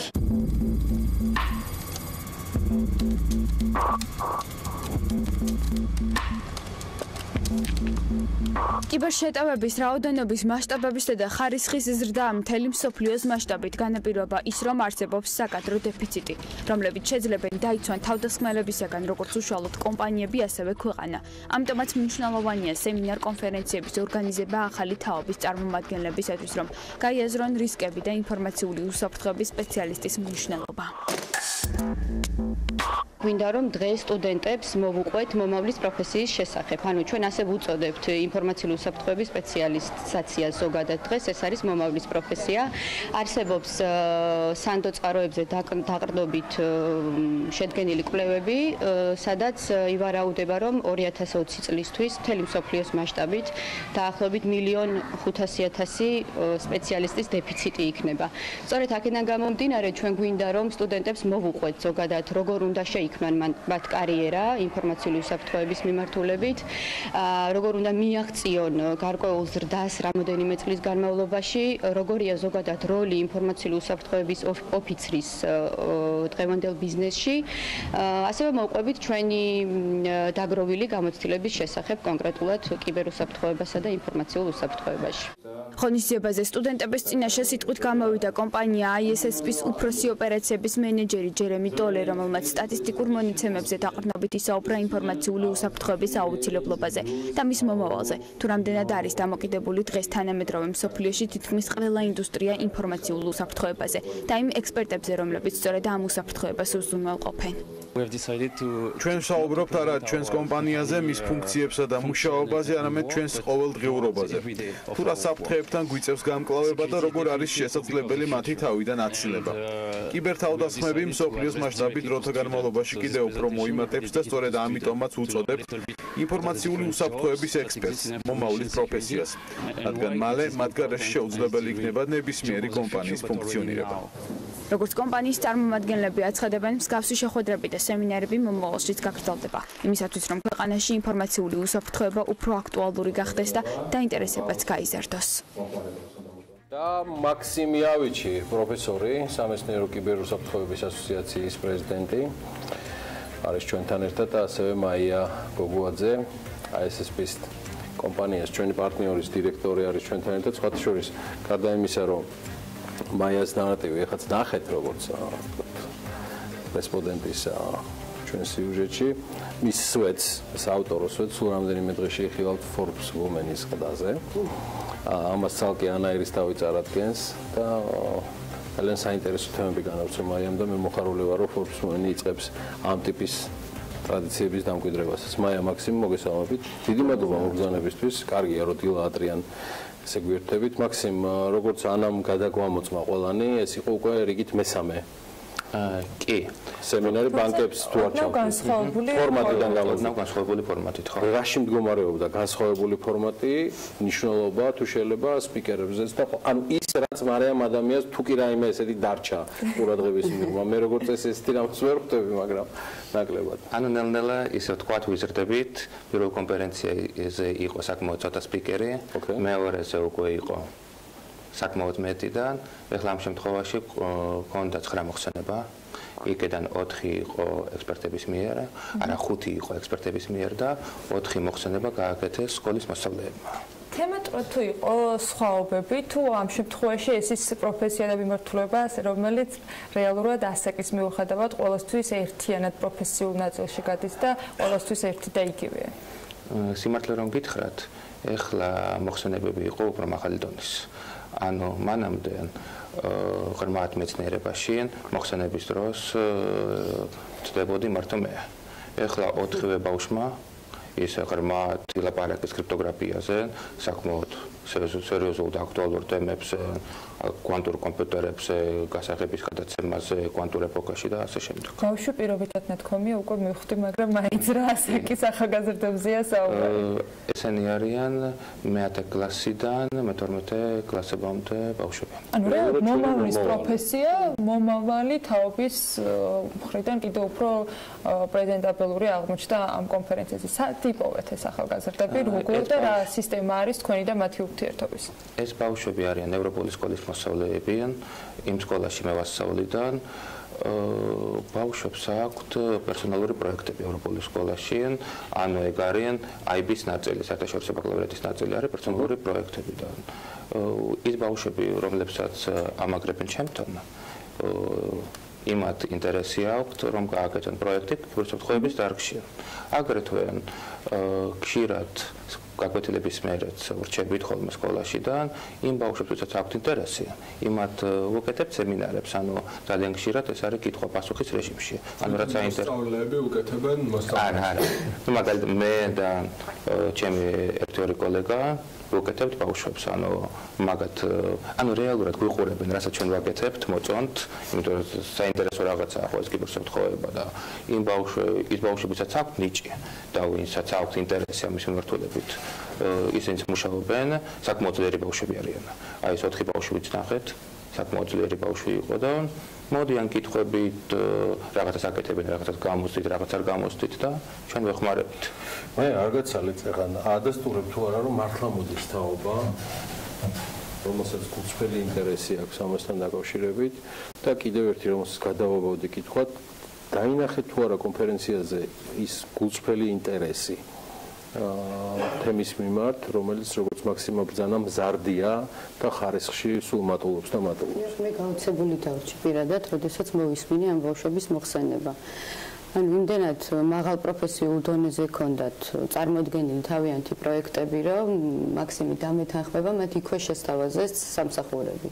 მსმენელების მხრიდან იყო ეს იყო ექსპერტების მხრიდან შეთავაზებები, რაც ძალიან გასაკვირია, იმიტომ რომ რეალურად დღეისათვის ძალიან დიდი პრობლემა არის და დეფიციტი კადრების მხრივ. ანუ არა მარტო საქართველოში, მთელი მსოფლიოს მასშტაბით ჭირდებათ ქვეყნებს ეგრეთ წოდებული თეთრი ჰაკერები, რომლებიც შეძლებენ, რომ დაიცვან თავიანთი ქვეყანა და ორგანიზაციები კიბერშეტევებისაგან.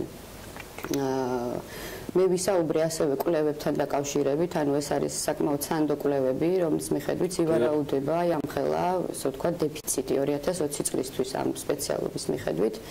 რაც შეეხება მომავლის პროფესიას, ჩვენც ვაღიარებთ, რომ ინფორმაციული უსაფრთხოება მართლაც რომ მომავლის პროფესიაა და შეიძლება არა ერთი, მაგრამ ერთ-ერთი ყველაზე მეტად უფრო მოთხოვნადი და მაღალანაზღაურებადი.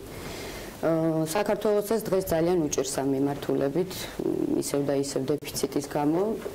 და ვფიქრობთ, რომ გადაჭრის გზები არის მხოლოდ და მხოლოდ დაფუძნებული სასწავლო პროგრამებზე. უნდა არსებობდეს სასწავლო პროგრამები, უნივერსიტეტის ბაზაზე უნდა არსებობდეს სპეციალობა, რაც დაეხმარება შემდეგ ქვეყნებს, რომ და პირველ რიგში საქართველოს, რომ რაც შეიძლება მეტი კადრი არსებობდეს. იდეაში არც ISSP არის თლად ქართული კომპანია გულისხმობ თქვენ გლობალი ხართ, ანუ სხვადასხვა ქვეყნებში წარმოადგენთ როგორც წესი ის 4 ახალგაზრდა სკოლას ახლა დაამთავრებენ, ხო, ალბათ ერთ-ორ წელიწადში. ხო. აი ესეთი რაღაცა გამოდის, როგორც წესი, საერთაშორისო კომპანიები ესეთი უნარების და ნიჭიერების მქონე ბავშვებს არც აჩერებენ, არც გელაპარაკენ. არის თუ არა საფრთხე, რომ საკმარისია ამ ტიპის კონფერენციები და სემინარები, მაია, მისი ნეტვორკი გაიზარდოს, ანუ დამსწრეები მომხსენებლები უკვე გაჩნდნენ არა მხოლოდ ექსპერტები, არამედ ექსპერტთა წრე გაიზარდოს, საერთაშორისო კომპანიები და ამ ბავშვებს მოგიდებენ ხელს, დაავლებენ მე-11 კლასში არ მისულებს და წაიყვანენ თავიანთ კომპანიებში სამუშაოდ. გამოცდილება როგორია აი ამ ესეთ ტიპის კომპანიებში, მაია უფრო მეტი გეცოდინება? ანუ რა თქმა უნდა ასეც იქნება, იმიტომ რომ როგორ გითხრათ, უხეშად რომ თქვა ჩასაფრებულები არიან ჩვენ ტიპის კომპანიები, რომ ასეთი ბავშვები იპოვონ და წაიყვანონ თავიანთთან, რომელსაც უკვე პრაქტიკულ ცოდნას მისცემენ, განუვითარებენ ის რაც მოისმინე, შეგიძლია თუ უქადი თუ არა პირადად, რომ ამ მოთხივეს აქვს ძალიან დიდი მომავალი. ძალიან დიდი მომავალი აქვს ამ მოთხივეს. ნამდვილად თუ ვიმსჯელებთ იქიდან გამომდინარე, ეს ბავშვები ჩვენ მხოლოდ მე-10 და მე-11 კლასის მოსწავლეები არიან, მარტივად წარმოსადგენია, რომ კარიერა ზრდასთან ერთად მათი განვითარება რამდენად შორწავა. თქვენ დეფიციტი ახსენეთ და მათ შორის სასწავლებლების. აი ამ ნაწილში თქვენი სამომავლო გეგმები თუ არის უკვე რაიმე ფორმით ჩამოყალიბებული, როგორ აპირებთ, რომ მათ შორის ეს დეფიციტი ნაწილობრივ, ალბათ უნივერსიტეტებს ასე ყოველს ვერ მოიცეთ, მაგრამ თქვენი წვლილი შეიტანოთ და რას გეგმავთ ასეთი კონფერენციებით აპირებთ, თქვათ მომავალში ისეთი ახალგაზრდების, თქვათ ბაზარზე გამოყვანას, როგორებიც თქვათ ამ შემთხვევაში იყო, თუ აპირებთ, რომ უფრო სასწავლო ნაწილშიც იყოთ აქტიურები და გააგრძელოთ მათ შორის სხვა კიდევ ბევრი 4 ახალგაზრდის პირობითად წარმოჩენას მათ შორის. კი ბატონო, მოგიყვებით ამის შესახებ, ცოტა უფრო ესე შორიდან დავიწყებ. ყველამ კარგად ვიცით, რომ უკრაინა არის ერთ-ერთი მოწინავე ქვეყანა, რომელმაც თავის თავზე ძალიან ბევრი კიბერშეტევა გამოიარა. ჩვენმა სათავოფისმა, რომელიც მდებარეობს სწორედ რომ ქალაქ კიევში, ამ ზემოაღნიშნულიდან გამომდინარე გადაწყვიტა, რომ დაეარსებინა კიევის კიბერაკადემია. კიევის კიბერაკადემია ეს არის ჩვენი კომპანიის არაკომერციული ინიციატივა, რომელიც ანუ მოიცავს და ორიენტირებულია, ესე ვთქვათ, კონკრეტულად სასწავლო პროგრამების განვითარებაზე და მათ დანერგვაზე სხვადასხვა უმაღლეს სასწავლებლებში, რადგან კადრის დეფიციტი იქაც არსებობს. უკვე მესამე წელია, რაც ეს კიბერაკადემია ფუნქციონირებს რამოდენიმე უნივერსიტეტის ბაზაზე, კონკრეტულად კიევში და ეს არის ინფორმაციული ტექნოლოგიების ფაკულტეტებზე. რაც შეეხება კონკრეტულად პროგრამებს, ეს არ არის ჩვენი საავტორო პროგრამები, ეს არის ავტორიზირებული, საყოველთაოდ აღიარებული და უნიკალური ტრეინინგ პროგრამები, რომლებიც შემუშავებულია ლიდერი მწარმოებლების მიერ ამ მიმართულებით. სწავლებას მოყვება შემდგომი შესაბამისი სერტიფიცირება, რაც იმას გულისხმობს, რომ სტუდენტი, რომელიც დაამთავრებს ინსტიტუტს, გარდა იმისა, რომ მიიღებს კონკრეტულად იმ ინსტიტუტის დიპლომს, ასევე მიიღებს საერთაშორისოდ აღიარებულ აი ამ უნიკალურ სერტიფიკატებს. სწორედ აი ეს მოდელი, როგორც საუკეთესო პრაქტიკა, ჩვენ გადმოვიტანეთ საქართველოში. მემორანდუმი უკვე გავაფორმეთ რამოდენიმე უნივერსიტეტთან და მათ შორის სახელმწიფოებთანაც და ახალი სასწავლო წლიდან უკვე ინფორმაციული ტექნოლოგიების სტუდენტებს შეეძლებათ, რომ მიიღონ ეს. და ეს იქნება წელს პირველად 2018. კი ბატონო. სწორად ამის. იქნება ნამდვილად. ჩვენ ამ კუთხით აი შეზღუდულები არ ვართ, რომ ვითანამშრომლოთ სხვა უნივერსიტეტებთან. შეგვიძლია ვისაც სურვილი გაუჩნდება. დაგვიკავშირდნენ, გავაფორმოთ ეს მემორანდუმი. ეს უნიკალური ჩვენი გამოცდილება და ეს მოდელი ასეთი დავნერგოთ მათთან, რადგან ვთვლით, რომ ჩვენს კომპანიას ამისი რესურსი ნამდვილად გააჩნია. მაქსიმუმ თვიანი პროგრამაა მთელი სასწავლო პერიოდის მანძილზე. ეს არის ერთწლიანი პროგრამა, გადანაწილებული აკადემიურ სასწავლო წელზე ლექციების სახით. ტექნოლოგიური დარგის სტუდენტებს შეუძლიათ ჩართვა, ვისაც საბაზისო ცოდნა აქვს. იცით, როგორც წესი, ტექნოლოგიური ბაზა, ცოდნის ბაზა საჭირო არის იმისათვის, რომ გაიზარდოს ადამიანი და გახდეს ინფორმაციული უსაფრთხოების ოფიცერი. ანუ ეს ბაზა მეტნაკლებად საჭირო არის, რა თქმა უნდა. ამ შემთხვევაში, როცა ISP-ის კონკრეტულ პროგრამაზე ვსაუბრობთ, არზნებული ვარ, რომ სტანდარტი იქნება შენარჩუნებული და იქნება გათვალისწინებული მთელი მსოფლიოს მასშტაბით. მაგრამ ის, რაც დღეს საქართველოში არის მოთხოვნადი, რამდენად იდენტური არის, თქვა, საერთაშორისო ბაზრებზე არსებული მოთხოვნების. გასაგებია, რომ საქართველოს არ არის შესაძლოა ისეთი საფრთხის ქვეშ, როგორც თქვა, ამერიკის შეერთებული შტატები ან უკრაინას რამდენადაც ხანგრძლივად ჰქონდა, მაგრამ 2008 წლის შეტევაზე ჩვენ ბევრჯერ გვისაუბრია ამ სტუდიაშიც მათ შორის. დღეს რამდენად გვაქვს იგივე მოთხოვნები საქართველოში ამ ნაწილში და რამდენად მძაფრი არის მათ შორის აუცილებლობა კიბერშეტევებისგან თავდაცვის ნაწილში. რეალურად კიბერსაფრთხოება იზრდება მთელ მსოფლიოში, ანუ მაგისი მოთხოვნილება იზრდება და ამაზე ჩვენ ვერ ვიქნებით დაფუძნებული, რომ ეხლა შეტევები მაგალითად ცოტაა. იმიტომ რომ როგორც თქვენ ახსენეთ 2007-ში არ იყო, 2008-ში უკვე იყო საკმაოდ არასასიამოვნო შეტევები და არ ვიყავით მზად. შემდეგ შეტევებისთვის მე ვფიქრობ უკვე ვართ მზად და მე ზუსტად ამას აკეთებს ჩვენი ორგანიზაცია, ზუსტად ამას ვცდილობ მე, რომ გავზარდო ამისათვის კადრები. ეს კონფერენცია იყო პირველი რეალურად ტრაილ ვერსია იმისათვის, რომ ვაჩვენეთ რა შეუძლია ბავშვებს და მივეცეთ ბავშვებს ინტერესი. ჩვენც ახლა ვაპირებთ რაღაც აქტივობებს, კონკრეტულად ამაზე ვართ ორიენტირებული, რომ ბავშვობიდან ავიყვანოთ ეს ბავშვები, ისე ნათქვამი და გავზარდოთ. საკონტროლო ზღურებია, ანუ რომელი წლიდან შეუძლია თუ რამდენი? 14 წლიდან. ეხლა ჩვენ ვაპირებთ საფრთხეში პირველად გავაკეთოთ კიბერბანაკებიან, ანუ კონკრეტულად ავიყვანოთ აი ესეთი სკოლის ბავშვებიან, მე-9 კლასიდან, მე-8 კლასიდან და ზემოთ, აგრეთვე უნივერსიტეტის სტუდენტები და აი აკითხე ვარჯიშოთ სერიოზულად. პირველ რიგში დავაინტერესოთ ეს ბავშვებიან და მეორე თავისთავად მივცეთ ამ აკითხის განმავლობაში რაღაც უკვე საფუძველი. ბაზისური განათლება. კი. მაშინ ალბათ უკვე დასასრულს ვახლავდებით. კონკრეტული რეკომენდაციები კომპანიებს, ვისაც უნდა დაიცვან თავისი სისტემები თავდასხმებისაგან. ერთ სტერეოტიპის დანგრევით დავიწყებ, რომ ჰაკერები არ ესხმიან თავს IT დეპარტამენტებს, ყველაზე ნაკლებად ესხმიან. ჩვეულებრივად თანამშრომლებმა როგორ უნდა დაიცვან საკუთარი სისტემა, ესე უცხო პირის შემოჭრისგან? პირველ რიგში ყველა ორგანიზაციას უნდა ყავდეს კიბერუსაფრთხოების სპეციალისტები, დღეს საქართველოში ეგ არ არიან.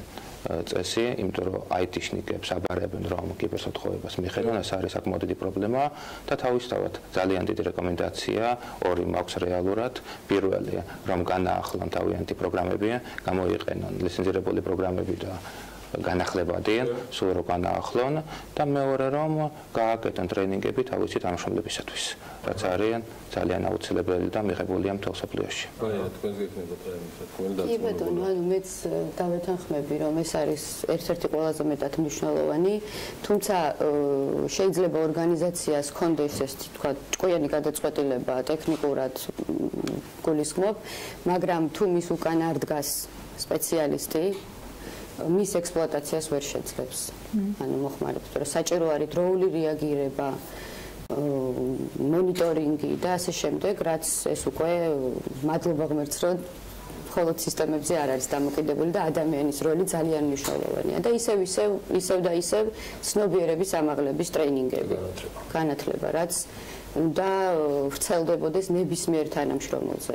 არ აქვს მნიშვნელობა მის, ასე ვთქვათ, ის იქნება თუ არა ტექნიკური დეპარტამენტის თანამშრომელი. ნებისმიერი თანამშრომლებისთვის, ნებისმიერი მომხმარებლებისთვის უნდა არსებობდეს რეგულარულად, პერიოდულობით, ვთქვათ, წელიწადში ორჯერ, რომ მათ ისწავლონ, ვთქვათ, ქცევის ჰიგიენა ქვია ჩვენს ენაზე, თუ როგორ უნდა მოიქცნენ ისინი სწორედ, რომ კომპანიას არ მოუტანონ ზარალი. დიდი მადლობა სტუმრობისთვის. წარმატებულ წელს გისურვებთ, იმიტომ რომ მნიშვნელოვანია იმ გამოწვევების ფონზე და მე მოხარული ვარ ასოციაციის ესეთი შედეგების და იმედია წელსაც ბევრჯერ გვექნება საშუალება თქვენს და მაიასაც გიმასპინძლოთ ამ სტუდიაში. თემა საინტერესოა. დიდი მადლობა მინდა უთხრა კომპანია ISSP-ის დირექტორს მაია გოგუაძეს სტუმრობისთვის და ჩვენთან ერთად იყო კვლავ მაქსიმ იავიჩი, იგი პროფესორი გახლავთ და იმავდროულად სამეცნიერო კიბერუსაფრთხოების ასოციაციის პრეზიდენტი. ნახავდით კიდეც უკვე ჩვენს საუბარში, რაღაც დებატებში, ჩვენს საუბარში შოთაც მონაწილეობდა, სწორედ მისი ასე ვთქვათ რუბრიკის დრო დგება, იგი სავალუტო მიმოხილვას წარმოგიდგენთ, რომელიც ერთგვარად აჯამებს გასული კვირის ტრენდებს სხვადასხვა ვალუტებთან მიმართებაში. შოთა გისმენთ. გასულ კვირას დოლარის ინდექსი, რომელიც ზომავს დოლარის ძალას 6 ძირითადი ვალუტის მიმართ 0.19%-ით გაიზარდა და 2%-ით გაზრდილი, მას შემდეგ რაც სულ რაღაც 15 დღის წინ წლის უდაბლეს ნიშნულობ 3 წლის უდაბლეს ნიშნულობამდე უпростоრად 88.15 ქულამდე დაეცა. დოლარის მიმართ მოთხოვნას აძლიერებდა ფედერალური სარეზერვო ბანკის იანვრის დამაგვირგვინებელი შეხვედრა, რომელმაც მონეტარული პოლიტიკის გამკაცრების მოლოდინი გააჩინა. ეს შეხვედრა გასულ ოთხშაბათს გაიმართა. მონეტარული პოლიტიკის ამინდის შემქმნელებს გაეზარდათ თავდაჯერებულობა ამერიკის ეკონომიკური ზრდის მიმართულებით, რამაც კიდევ უფრო ახალისა მათი გეგმა ეწიათ საპროცენტო განაკვეთი უკვე მომდევნო თვისთვის. რაც შეეხება გასული კვირის ბოლოს სავაჭრო დღის შედეგებს, პარასკევის შედეგებს, როგორც დაიხურა პარასკევი დღე და ბირჟები ყველა არ გახსნილა ჯერ, არ განუახლებიათ ამ კვირის ვაჭრობა. იაპონური იენის მიმართ დოლარი თითქმის უძრავია და 1 დოლარი თითქმის 7 იენერს, ევრო შედარებით გაიაფთა დოლარის მიმართ დაახლოებით პროცენტის მეხუთედით და მისმა ფასმა დოლარი და 23 ცენტი შეადგინა. იტალიაში გენერალური არჩევნები უნდა ჩატარდეს 4 მარტს და ევროზონის ინვესტორები მაინც ფრთხილობენ. სამაგიეროდ გაიზარდა გირვანქა სტერლინგი დაახლოებით პროცენტის მე7-ით და მისი ფასი დოლარსა და 39.9 ცენტს სულ ცოტათი აწილადებით აჭარბებს. სტერლინგს წაეხმარა მოლოდინი, რომ ინგლისის ცენტრალური ბანკი რეფინანსირების განაკვეთს გაზრდის მომავალ კვირაში. საკმაოდ ნაყოფიერი ეკონომიკური კალენდარი აგრეთვე ინვესტორები დაელოდებიან ფედერალური სარეზერვო ბანკის თავმჯდომარის ჯერომ პაუელის მიერ კონგრესის ორივე პალატის შეკითხვებზე პასუხს, რომელმაც გასული წლის მეორე ნახევარი უნდა შეაფასოს.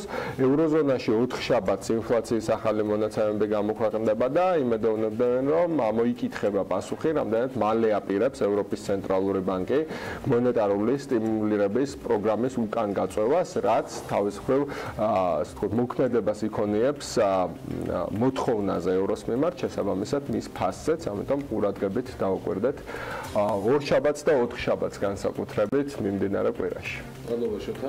გავდივართ რეკლამაზე, სულ მალე რამდენიმე წამში გიბრუნდებით უკვე კონკრეტული რუბრიკით. ბექა ბაციკაძესთან ერთად იქნება ჩვენი კიდევ ერთი თანაწამყვანი ზურაბ ბოგოლიშვილი და ერთად მასპინძლობთ ასოციაციის პრეზიდენტს ბაატა ცივაძეს. მოკლედ სულ რამდენიმე წუთში დაელოდეთ რუბრიკას.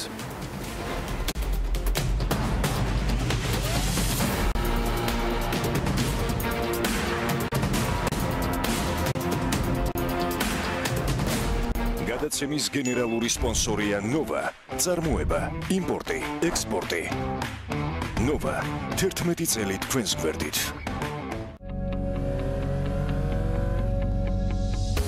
გადაცემის სპონსორია მწვანე ქალაქი ლისზე. გადაცემის სპონსორია ახალი ნათება. შეიძინე დიოდური ნათურები და სანათები 2 წლიანი გარანტიით. დაზოგე ფული, ბუნება, ენერგია ახალ ნათებასთან ერთად. გადაცემის სპონსორია კურორტი კოხტამი დარბი.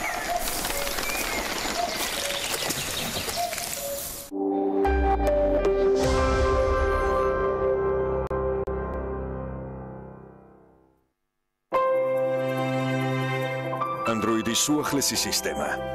13 მეგაპიქსელიანი კამერა, თითის სენსორული ანაბეჭდი. შეიძინე Nokia 5 ონლაინ მაღაზიაში გოლეთიანი წერტილი G, მხოლოდ 545 ლარად.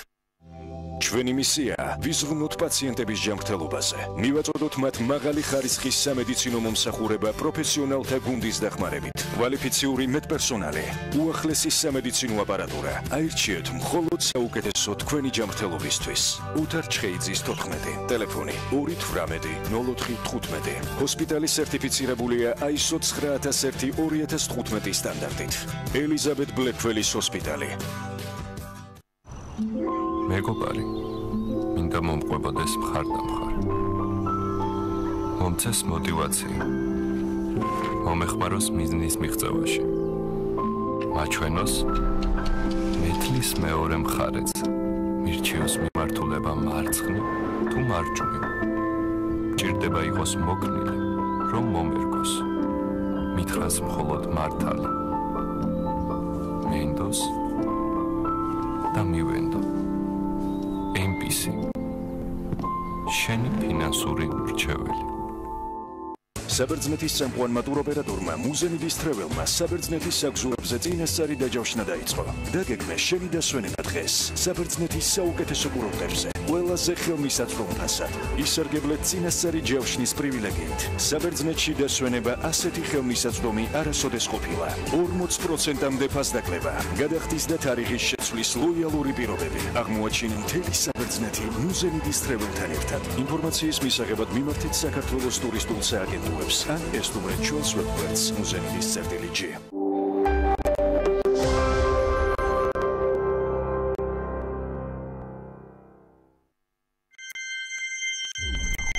BMG წარმოგიდგენთ.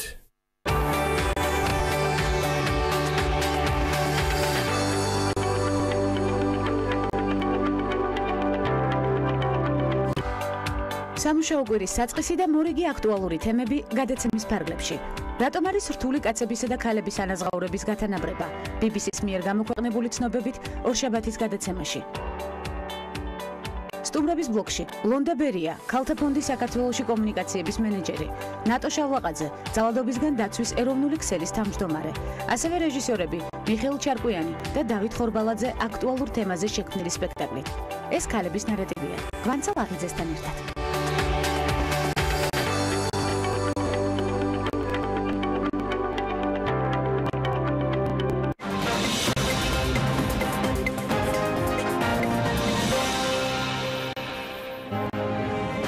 სოფლიო ბანკი საქართველოში ბლოკჩეინ ტექნოლოგიების და კრიპტოვალუტების განვითარებას სწავლობს. რატომ შეარჩია სოფლიო ბანკმა საქართველო? რა გავლენას ახდენს ახალი ტექნოლოგიები ელექტროენერგიის მოხმარებას და როგორ უნდა დაბალანსდეს ის? საქმის კურსის კითხვებს ექსკლუზიურად სოფლიო ბანკის მთავარი ეკონომისტი ჰანს ტიმერი პასუხობს.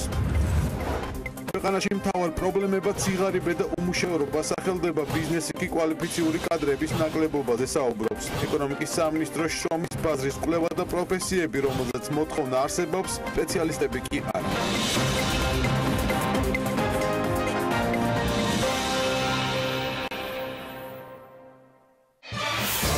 რეიტინგის 100%-იანი ზრდა. წარმატებული 2017 წლის შემდეგ ტელეკომპანია 2018 წლის სეზონს ხსნის. პირველი მთელი კვირა თქვენს სამსახურში. ორშაბათიდან პარასკევის ჩათვლით დღის ამბები დღეში ორჯერ, 2-ზე და 4-ზე.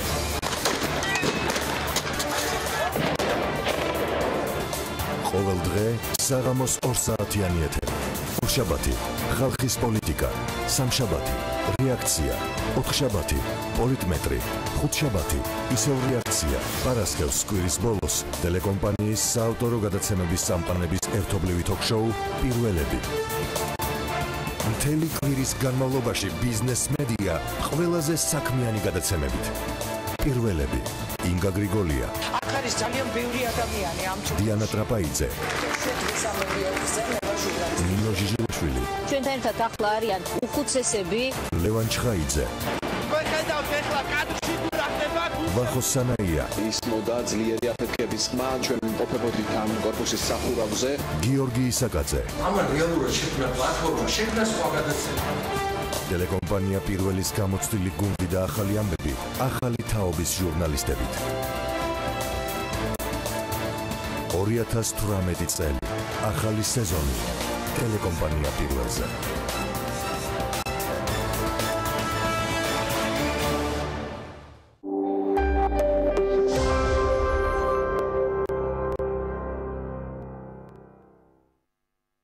გადაცემის გენერალური სპონსორია ნოვა. წარმოება, იმპორტი, ექსპორტი. ნოვა 11 წელი თქვენს გვერდით.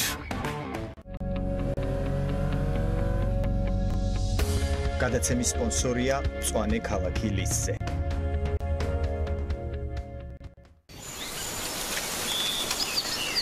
გადაცემის სპონსორია კურორტი კოხტამი დარგი.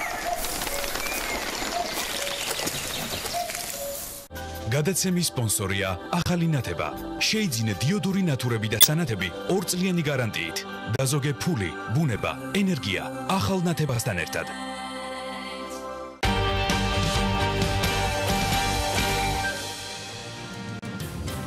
დილამშვიდობის კიდევ ერთ საქმიან და ჯანსაღ დილას ვიწყებთ BMG-სთან და კორპორატიული სპორტის ფედერაციასთან ერთად. სწორედ ფედერაციის და პარლამენტის სპორტის და ახალგაზრდულ საქმეთა კომიტეტის, ასევე კარგი და ჯანსაღი საქმის მხარდამჭერების წყალობით 24 თებერვალს სან-ჯორჯიას სეზონი ოფიციალურად გაიხსნა. მარათონი, რომელიც ლისის თვალზე შედგა, ორ კატეგორიაში სამოყვარულო 3 კილომეტრიან და პროფესიონალურ 6 კილომეტრიან დისციპლინებში მოეწყო განვლილ ღონისძიებაზე და 2018 წლის გეგმებზე. ჩვენი დღევანდელი რუბრიკის სტუმარი კორპორატიული სპორტის ფედერაციის პრეზიდენტი პაატა ცივაძია ცხადია რუბრიკას ჩემთან ერთად ზურაბ ბოკოლიშვილი გაუძღობა კორპორატიული სპორტის ფედერაციის გენერალური მდივანი. დილამშვიდობის, მოგესალმებით. დილამშვიდობის. მადლობა კიდევ ერთხელ ბატონ გადაცემაში მონაწილეობისთვის. დასაწყისში ზურა უნდა ვისაუბროთ კალათბურთზე. გუშინ გერმანიასთან ჰქონდა ძალიან ისეთი დაძაბული შეხვედრა, თუმცა სამწუხაროდ დავთმეთ. როგორ იყო შეფასებები მატჩის შემდეგ, მით უმეტეს მერაბ ბოკოლიშვილი, რომელიც ჩვენი ნაკრების წევრია. მადლობა ბექა. გუშინ დელ თამაშამდე იყო 23-ის თამაში, როცა ჩვენ ავსტრიას ძალიან მნიშვნელოვანი მატჩი მოუგეთ და ავსტრია ხელწამოსაკრავი გუნდი არ ყოფილა და არ არის ეს გუშინ დელმა მათთან სერბეთმა დაპირისპირებამაც დაადასტურა, სადაც ერთი ქული წააგეს მხოლოდ ავსტრიამ ბოლო წამებზე და ამ ავსტრიასთან მოგებით ჩვენ პრაქტიკულად გავინავრეთ შემდეგ ეტაპზე გასვლა. თუმცა გუშინ იყო, მე ვფიქრობ, გამორჩეული დღე იყო საერთოდ ქართულ სპორტში იყო რაღაც წარმოუდგენელი ატმოსფერო იყო სპორტის სასახლეში. ეს ამ ახალი ფორმაციის ნაკრებს ხო, სადაც 9 ახალი მოთამაშე იყო, მოდი ესე ვთქვათ რა, ხალხი დაუდგა ძალიან ისეთი მხურვალე მხარდაჭერა იყო. ნუ წავაგეთ, ფაქტორი ბევრია. უმთავრესი ფაქტორი იყო ის მაინც უფრო მაღალი დონის შემსრულებლები, რომელიც გერმანიას ყავდა. თუმცა ისეთი თამაში იყო, რომ რამდენიმე ისეთი ფაქტორის გათვალისწინებით ჩვენ მაინც შეგვეძლო ამ თამაშის მოგება. გამოცდილობამაც ითამაშა რამე. ბევრი ფაქტორი იყო, ბექა იყო გამოუცდელობა, იყო მსაჯის მე არ ვიტყვი რომ არაობიექტურობა, მაგრამ ყველა სადაო მომენტი გადაწყდა გერმანელების მხარეს. იყო ერთ-ერთი მთავარი ფაქტორი ხო ჩვენი სიმწირე, რესურსის და ისე ვერ გამოვიყენეთ როგორც საჭირო იყო ჩვენი მთლიანად მთელი შემადგენლობა. გერმანელებისგან განსხვავებით, სადაც საუბრობდით კიდევაც ხო რამდენმა მოთამაშემ ათქულიან ზღვარს გადააბიჯა. ამ ფაქტორების გათვალისწინებით წავაგეთ, მაგრამ ეს წაგება მე ვფიქრობ, რომ ძალიან წაადგება საქართველოს ნაკრებს, ძალიან წაადგება მოთამაშეებს, ჩვენს მაყურებელს, რომელმაც დაინახა, რომ ჩვენ ამხელა პოტენციალი გვაქვს ამ სპორტში და ყველაფერი კარგად იქნება. ბატონო, თქვენც მესწრებოდით თამაშს და ხედავთ რა პოტენციალს, რომ აი ამ ფორმაციის ნაკრებმა ავსტრიაზე მაღალი დონის გუნდებსაც, ასე ვთქვათ, მომოაწევს ან მომავალში მოუგებს.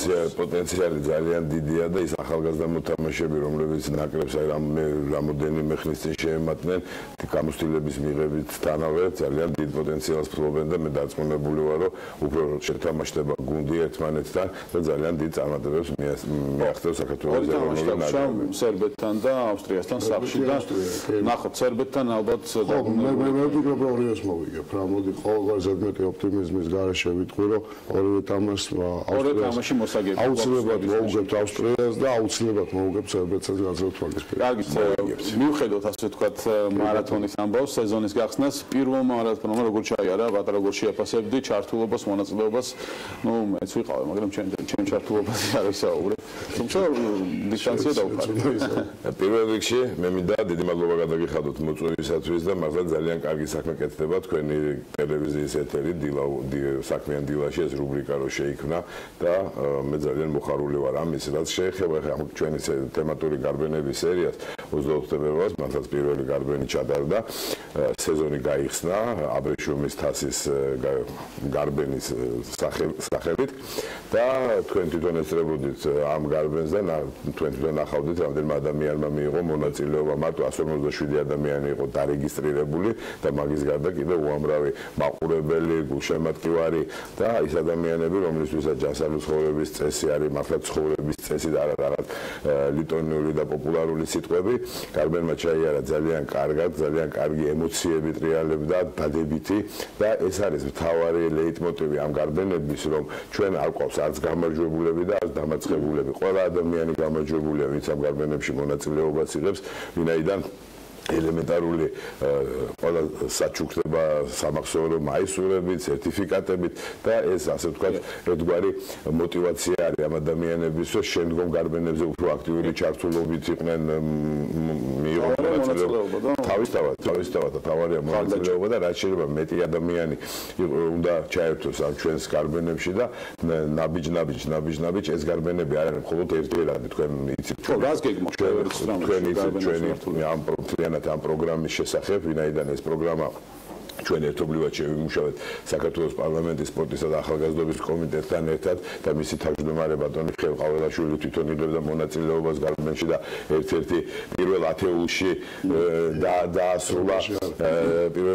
დაასრულა თავისი დისტანცია და რაც უფრო მეტი ადამიანები, როგორც სახელმწიფო სტრუქტურებიდან, ასევე ბიზნეს სექტორიდან და ფიზიკური პირებით მიიღებენ ამ გარბენებში მონაწილეობას, ეს დამატებითი სტიმული და мотиваცია იქნება ჩვენთვის, რომ უფრო და უფრო მასშტაბური ღონისძიებები დავგეგმოთ და ძალიან კარგი მომავალი აქვს ამას და გეგმებს რაც შეეხება ეს ჩვენი თემატური გარბენები არ იქნება ერთჯერადი სახის, ამას ყოველწლიური სახე მიეცემა და ჩვენ გეგმავთ რომ წლის ბოლოს ვინც ყველაზე მეტ გარბენში მიიღებს მონაწილეობას, ასე ვთქვათ,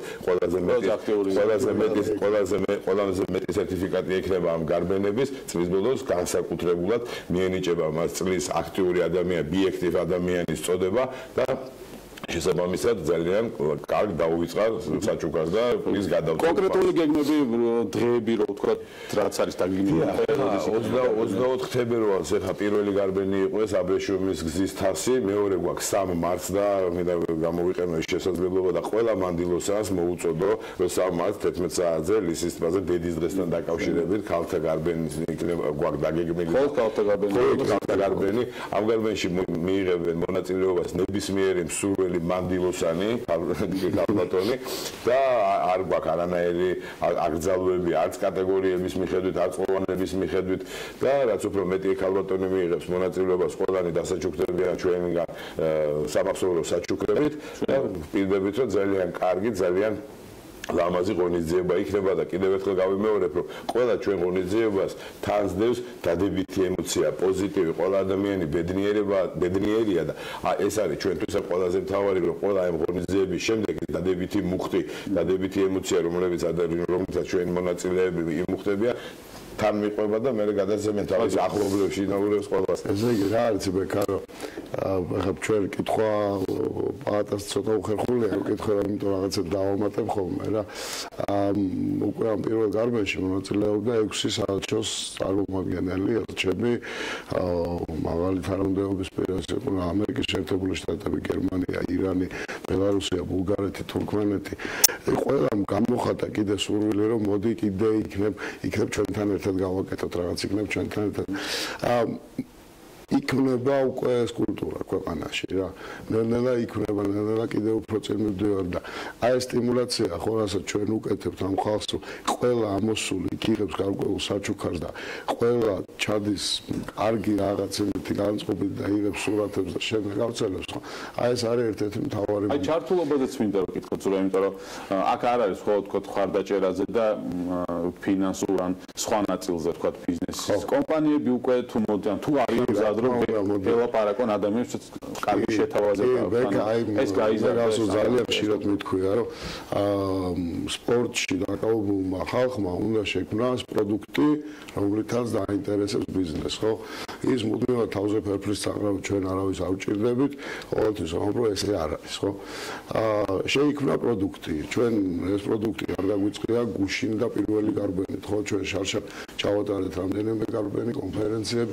ანუ მივიყვანეთ იქამდე, რომ წელს უფრო და უფრო ფართო მასშტაბით, უფრო ესეთი მთელი წლის გეგმა უკვე გაკეთებული არის და მართლაც დააკმაყოფილებით მინდა ვთქვა, რომ ერთი რომ ჩვენ ის ორგანიზაციები, ვისაც ჩვენ ვეკონტაქტებით, უგზავნით შეთავაზებას ხვდებით დააში გვაქვს უამრავი შეხვედრა და ძალიან ბევრი უკვე თვითონ ვიკავშირდება, იმიტომ რომ ძალიან ბევრმა გაიგო თუ რა მხელა მნიშვნელობა აქვს აი ესეთ მასობრივ აქციებში ჩართოს, რომ ამაზე კარგი PR მარკეტინგული სტრატეგიას ძალიან იშვიათად თუ ვინმე შესთავაზებს, მაგრამ ისინი ასოცირდებიან ჯანსაღ ცხოვრებასთან, ისინი ასოცირდებიან პოზიტივთან, მათ აქვთ უშუალო შეხება თავის კლიენტურასთან, რაც ძალიან მნიშვნელოვანი არის აი ამ ივენთ მარკეტინგში და ამ ყველაფერმა გამოიწვია ეს, რომ ჩვენ ძალიან ბევრი წინადადება მოგდის უკვე ჩართვას და ნახეთ კიდევაც თქვენ 24-ში რამდენი კომპანია იყო ამას გულისხმობ რა საჩუქრები იყო ზად იყვნენ კომპანიები შეთავაზებების მისაღებად თუ არა ეს ბიზნესად რაც აუნდა კარგი შეთავაზება რა გამორიცხულია მაგრამ ბიზნესი არის მზად შესაბამისად აი აქ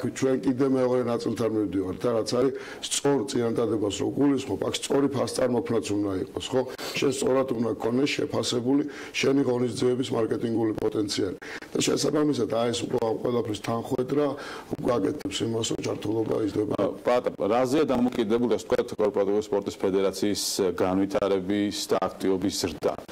ერთი ვთქვათ ბიზნესის მზაობა და ჩართულობა, მეორე ალბათ ეს არის მოქალაქეების ჩართულობა, ადამიანების ვინც ამ ყველაფერში იღებენ მონაწილეობას, მაგრამ კიდევ არის თქვენი ხედვა და სტრატეგია, როგორია ეს ხედვა და სტრატეგია. ნაწილობრივ ამ კითხვაზე როგორ თვითონ გაეცეთ პასუხი, რომ რაც უფრო მეტი ადამიანი იქნება ჩართული ამ ღონისძიებებში, ჩვენს მიერ დაგეგმილ ღონისძიებებში და რაც უფრო მეტი გაშუქება და რაც უფრო მეტი ემოცია დადებითი იქნება გამოწვეული ამ ჩვენი ღონისძიებით, ჩვენი განვითარება და ჩვენი მომავალი სტრატეგიები ამაზე არის დაფუძნებული. თავისთავად როგორც ეხლა ზურამ თქვა ჩვენ შარშანდელი წელიწადი 2017 წელს ჩავატარეთ 4 თემატური გარბენი ხო ორი საერთაშორისო დონის კონფერენცია ასევე შარშან 2017 წლის სექტემბერში ჩვენ შევუერთდით ჩვენი ფედერაცია ტაფისას ეგიდით იყო ობიექტივ პროგრამას და მის ამ ეგიდით რამოდენიმე აქტივობა ჩავატარეთ სექტემბერში თბილისში და აი ეს ყველა ჩვენი შექმნილი ეს პროდუქტი ეს პროგრამა ეს პროექტი ხო მე მინდა რომ მასობრივი არ იყოს მაგრამ მინდა რომ სახალხო მოძრაობად გადაიქცეს და საქართველოში აი ეს ბრენდი რანჯორჯია რომელსაც აი ეს თემატური გარბენები არის უკვე დაანონსებული არა მარტო რეგიონალური ლოკალური ბრენდი იყოს არამედ ლოკალური მთელი რეგიონისთვის გადაიქცეს და მე ძალიან მოხარული ვიქნები რომ გაიცათ უკვე კიდევ ჩავატარებთ ამ რანჯორჯიას ეგიდით ამ გარბენებს არა მარტო საქართველოს მოქალაქეები არამედ ჩვენი მეზობელი ქვეყნებიდან და უცხოელთი და ჩამოვიდნენ და აქტიური მონაწილეობა მიიღონ და მე მინდა რომ ჩვენი სურვილია ჩვენი ფედერაციის ხელმძღვანელობის და თითოეული ჩვენთაგანი აუცილებლად ჩვენ ნელ-ნელა მივდივართ ბექა იქითკენ და ეს არის ჩვენი მიზანი რომ საქართველოში ჩავატაროთ სრულფასოვანი მარათონი. აი ამ გარბენებით ადამიანების мотивациას სტიმულირდებიან რომ ივარჯიშონ იყვნენ აქტიურები უფრო მეტი ჩართულობა ქონდეთ და ხვალ ზეგ უნდა მივიდნენ. ანუ ემზადებით მარათონი. ნამდვილად ეს არის მთელი ეს არის შეფასება ჩემი და პატას მოგონილი ხო ეს არის ზოგადი სტრატეგია როგორ ხდება ამ თუ იმ რაღაც მიმართულების განვითარება ქვეყანაში. აი ეს პატარ-პატარა გარბენები იწვევს ხალხის დაინტერესებას, მომზადებას ელემენტარულად, რომ შენ ყავდეს ის კონტინგენტი, რომ შეძლო უკვე ან ნახევარსრულფასოვანი ან მარათონის ჩატარება. რაც შეეხება გეგმებს, ხოლმე დავამატებ კიდე რამდენიმე პუნქტს, რომ ჩვენი ფედერაციის მუშაობა რამდენიმე ნაწილად იყოფა, ხო? ამ გარბენების რანჯორჯიას გარდა არის ჩვენი კონფერენციები, სპორტსვერი, რომელმაც ყოველგვარი გადაჭარბების გარეშე უკვე ძალიან სერიოზული აღიარება მოიპოვა საერთაშორისო სპორტულ და არა მარტო სპორტულ სივრცეში და წელს კიდევ უფრო წარმომადგენლობით და კიდევ უფრო ბევრი სპიკერი გვეყოლება. ეს იქნება სპორტული ტურიზმის განვითარების პროგრამა, რასაც ჩვენ აი უახლოეს ალბათ ერთ დღეში უკვე დავაანონსებთ, რომელიც ზუსტად გათვლილი არის და მან ისეთი ღონისძიებები იქნება, რომელიც ტურიზმის განვითარებას უწყობს და საქართველოში ტურიზმი დღევანდელი მდგომარეობით გვაქვს რაიმე ჩანასახური ფორმით, რა თქმა უნდა, გვაქვს ბექა პოტენციალი პოტენციალი გვაქვს უდიდესი. პოტენციალი საქართველოს აქვს ამ დარგში, მე ვიტყვი რომ ნუ რაღაც ამოუწურა. აი ზოგადი ციფრები რო გითხრა და შეიძლება მიხვდები დანარჩენ ბიზნესი ბიზნეს გადაცემა არის და შესაბამისად პატარა ოპერირება გავაკეთოთ. გლობალურად მთლიანად ტურიზმის ინდუსტრიაში სპორტული ტურიზმის წილი დაახლოებით არის უკვე 28-30%. ზოგიერთ ქვეყნებში აი ეს წილი არის 50-55, მაგალითად შვეიცარია, ავსტრია, ავსტრალია, ბევრ ესეთ ქვეყნებში. ჩვენთან ამის ხვედრითი წილი ჯერჯერობით რაღაც 3%-ამდე. ჩვენ წარმოვიდგინოთ, რამხელა რეზერვი გვაქვს ჩვენი კლიმატური პირობების გათვალისწინებით, ჩვენი უნიკალური ლანდშაფტის გათვალისწინებით, ჩვენ გვაქვს ძალიან დიდი ინფრასტრუქტურის ნაწილში ალბათ უფრო არ ვიქნებით. მან არის რამდენიმე შემადგენელი აქვს მერქა სპორტულ ტურიზმს, ინფრასტრუქტურული ნაწილი რა თქმა უნდა მნიშვნელოვანია, როდესაც შენ უკვე პროფესიულ სპორტულ ტურიზმზე ლაპარაკობ და შეკრებებზე და იმაზე, მაგრამ მაგის გარდა სპორტულ ტურიზმში არის აი ეს ეგრეთ წოდებული სათავგადასავლო მომენტები, ჰაიკინგი, სიარული, რაც და რასაც კიდევ უფრო ბევრად უფრო დიდი წილი აქვს ვიდრე წმინდა სპორტულს და ამ კუთხით ჩვენ ინფრასტრუქტურულად მეგეთქვი რომ მზად ვართ. რა გველოდებით ამ პროგრამის პრეზენტაციასაც და ბოლო შეჯამებისთვის კორპორატიულ სპორტს რაც შეეხება რაიმე უცხოურ გამოცდილებაზე ასე ვთქვათ აყნობით დღეს ჩვენ რა ეტაპზე ვართ. მე ვიცი რომ უნივერსიტეტებს, ბანკებს, სადაზღვევებს ევროპის და არამატო ევროპის მასშტაბით ყავთ კალათბურთის, ფეხბურთის, ჰოკეის, არ ვიცი, ძალიან ბევრი ასე ვთქვათ გუნდი და ამ სპორტულ აქტივობებს ძალიან დიდ ყურადღებას აქცევენ. აქვთ საკუთარი დარბაზები, სადაც თანამშრომლების ფიზიკური მომზადებაც ასე ვთქვათ და სიჯანსაღეც ძალიან მნიშვნელოვანია. ჩვენი ასე ვთქვათ ბიზნესი და კომპანიები თუ მისდევენ ამ ტრადიციას. ბექა ძალიან სამწუხაროა ის ფაქტი, რომ კორპორატიული სპორტი საქართველოში ძალიან დაბალ დონეზეა, კი არის რაღაც თითოეული აქტივობები, კომპანიები თავისი და ტურნირებს ესე დავარქვით, მინი ფეხბურთში, კალათბურთში აკეთდება, მაგრამ აი ეს ყველაფერი გლობალურად ჩვენ მუშაობთ მაგ საკითხზე და შემდეგი ალბათ ჩვენი ერთ-ერთი ძალიან კარგი პროექტი, რომელზეც ახლა ჩვენ მუშაობთ და ვიზიარებთ ევროპის ქვეყნების გამოცდილებას, იქნება კორპორატიული ლიგის შექმნა. და ამ კორპორატიულ ლიგაში გაწევრიანებული იქნება ყველა ის კომპანიები, ანუ საინფორმაციო ბაზას შევქმნით, რომელ კომპანიას რა სპორტში, რომელ სპორტის სახეობაში ყავს გუნდი, ხო? და აი აქედან გამომდინარე, ალბათ წელს ეს ვერ მოესწრება, მაგრამ მომავალ წელს ხო, ჩვენ გვინდა ჩავატაროთ ერთიანი კორპორატიული თამაშები საქართველოში. ესეთი თამაშები, ამას ეს არ იქნება, ჩვენ არ ვიგონებთ ახალ ველოსიპედს, ევროპაში სისტემატურად ტარდება, არის ორგანიზაცია European Federation of Company Sport, რომლებიც ყოველწლიურად ატარებენ და ძალიან დიდი გამოხმაურება მოყვება ამას და ძალიან ბევრი კომპანია იღებს ამაში მონაწილეობა. აქ თავარი რა არის, იცით რომ ჩვენ მივიტანოთ დღეს ჩვენ საქართველოში კომპანიების ხელმძღვანელებამდე რომ მათი ჩართულობა, მათი თანამშრომლების უფრო აქტიური ჩართულობა სპორტულ ცხოვრებაში და აქტიურ ცხოვრებაში გაცილებით უფრო მეტი მომგებიანი იქნება თავისთავად და ბიზნესის მფლობელებისთვის განსაკუთრებით უფრო მომგებიანი იქნება, ყავდეთ ჯანმრთელი თანამშრომლები, ნაკლები თანხა გადაიხადონ დაზღვევაში თავის თანამშრომლებს, როგორც ადამიანი ჯანმრთელია, სპორტულად აქტიურია და არ ავადმყოფობს, ნაკლები დაზღვევა და მით უფრო პროდუქტიულია მის სამუშაო ადგილებში. შენ თუ გახსოვს ხო, მე გამოვიზამე რა პრობლემა მასალები, ხო? ბიზნესი, ჩვენი ბიზნესი იზრდება, ხო და რაღაც ორიენტირები გვაქვს, არა? Fortune-ის top 500 კომპანიის მაგალითი, მე მგონი მე შეგამოგიგზავნე, ნახე რომ უკლებლივ ყველა კომპანიას აქვს ძალიან მნიშვნელოვანი შიდა კორპორატიული ფიზიკური აქტივობის პროგრამები. მე კიდევ ეს დავამატებ, რომ ჩვენ მუშაობთ, ამერიკას აქვს ეს დივალენს კონსული, რომელიც სპინდად მუშაობს კორპორატიულ სპორტზე. ჩვენ მათთან უკვე გავდივართ ძალიან აქტიურ მოლაპარაკებებს და ალბათ ამ პროგრამებს ძალიან მალე დავუყურებთ. საინტერესო ველოდებით, რა თქმა უნდა და ჩვენი მხრივ PMG ჩართული იქნება დაეპირული ამ პროცესში, იმიტომ ძალიან მნიშვნელოვანია მართლა ჯანსაღი ცხოვრების წესით ამის პოპულარიზაცია, პროპაგანდა. ზურა ბოკოლიშვილი და პაატ ცივაძე იყვნენ ჩვენთან ერთად. მადლობა კიდევ ერთხელ. სამაც დავაანონსოთ, რომ სამაც ქალბატონებისთვის და ყველას მოუწოდოთ. რა თქმა უნდა, ლისის ტბაზე და კიდევ არის გეგმები, რომელზეც ჩვენს მომავალ-გადაცემებში ვისაუბრებ და ასე ვთქვათ, მხოლოდ ქალბატონების არ არის. შემდეგ ჩვენთვისაც ყველას იქნება ის გარბენი, რომელსაც რან ჯორჯიას ბრენდის ქვეშ ვაერთიანებთ. მადლობა ყურადღებისთვის. მომავალ შაბათამდე გემშვიდობებით ამ რუბრიკის პარკლებში ისე შევხვდებით ერთმანეთს 15 საათზე საქმის კურსში.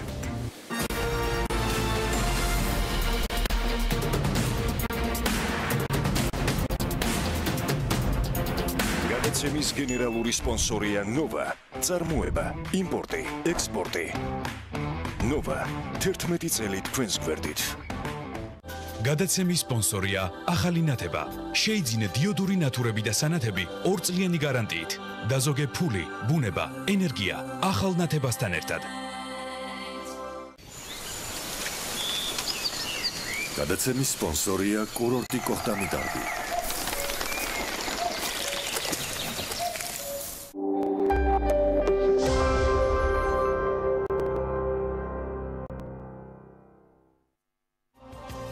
აქსისი გთავაზობთ გადახდის ყველაზე ხელსაყრელ პირობას 20-80. გადაიხადეთ 20% დღეს და 80% ბინიში და სარემონტო სამუშაოების დაწყებისას. ამ პირობით შეძლებთ მხოლოდ თქვენი მცირედი დანაზოგით შეიძინოთ ბინა აქსისში. შვიდად დაგეგმოთ თქვენი უძრავი ქონების გაყიდვა ახლის დასრულებამდე და გაიუმჯობესოთ საცხოვრებელი პირობები.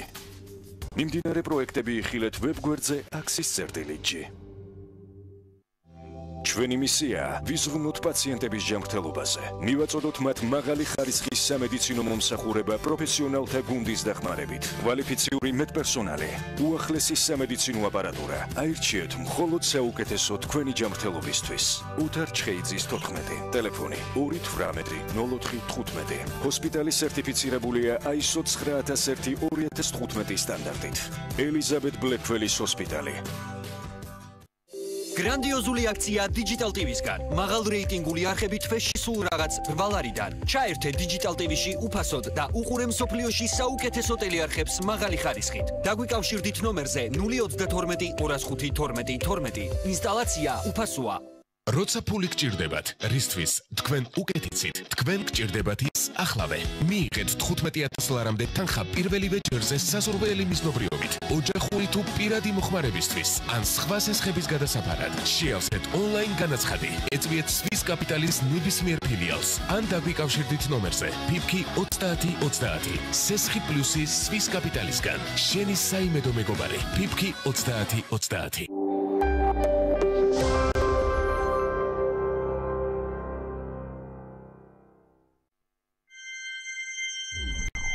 BMG წარმოგიდგენთ.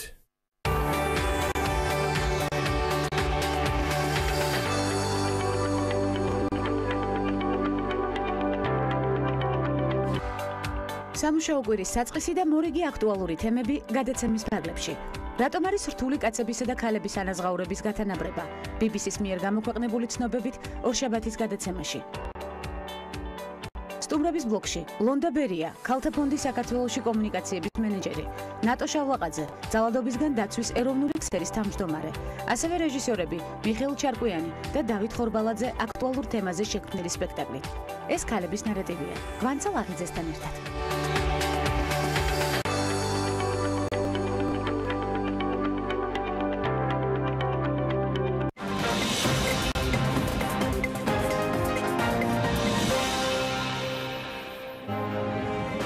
სოფლიო ბანკი საქართველოში ბლოკჩეინ ტექნოლოგიების და კრიპტოვალუტების განვითარებას სწავლობს. რატომ შეარჩია სოფლიო ბანკმა საქართველო? რა გავლენას ახდენს ახალი ტექნოლოგიები ელექტროენერგიის მოხმარებას და როგორ უნდა დაბალანსდეს ის? საქმის კურსის კითხვებს ექსკლუზიურად სოფლიო ბანკის მთავარი ეკონომისტი ჰანს ტიმერი პასუხობს.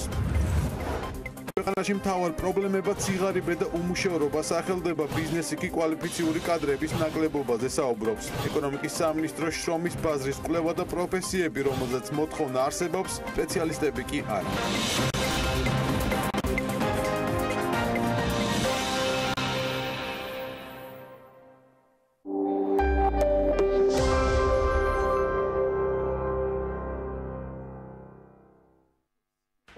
გადაცემის გენერალური სპონსორია ნოვა. წარმოება, იმპორტი, ექსპორტი. ნოვა 11 წელი თქვენს გვერდით. გადაცემის სპონსორია ახალი ნათება. შეიძინე დიოდური ნათურები და სანათები 2 წლიანი გარანტიით. დაზოგე ფული, ბუნება, ენერგია ახალ ნათებასთან ერთად. გადაცემის სპონსორია კურორტი კოხტამი დარბი.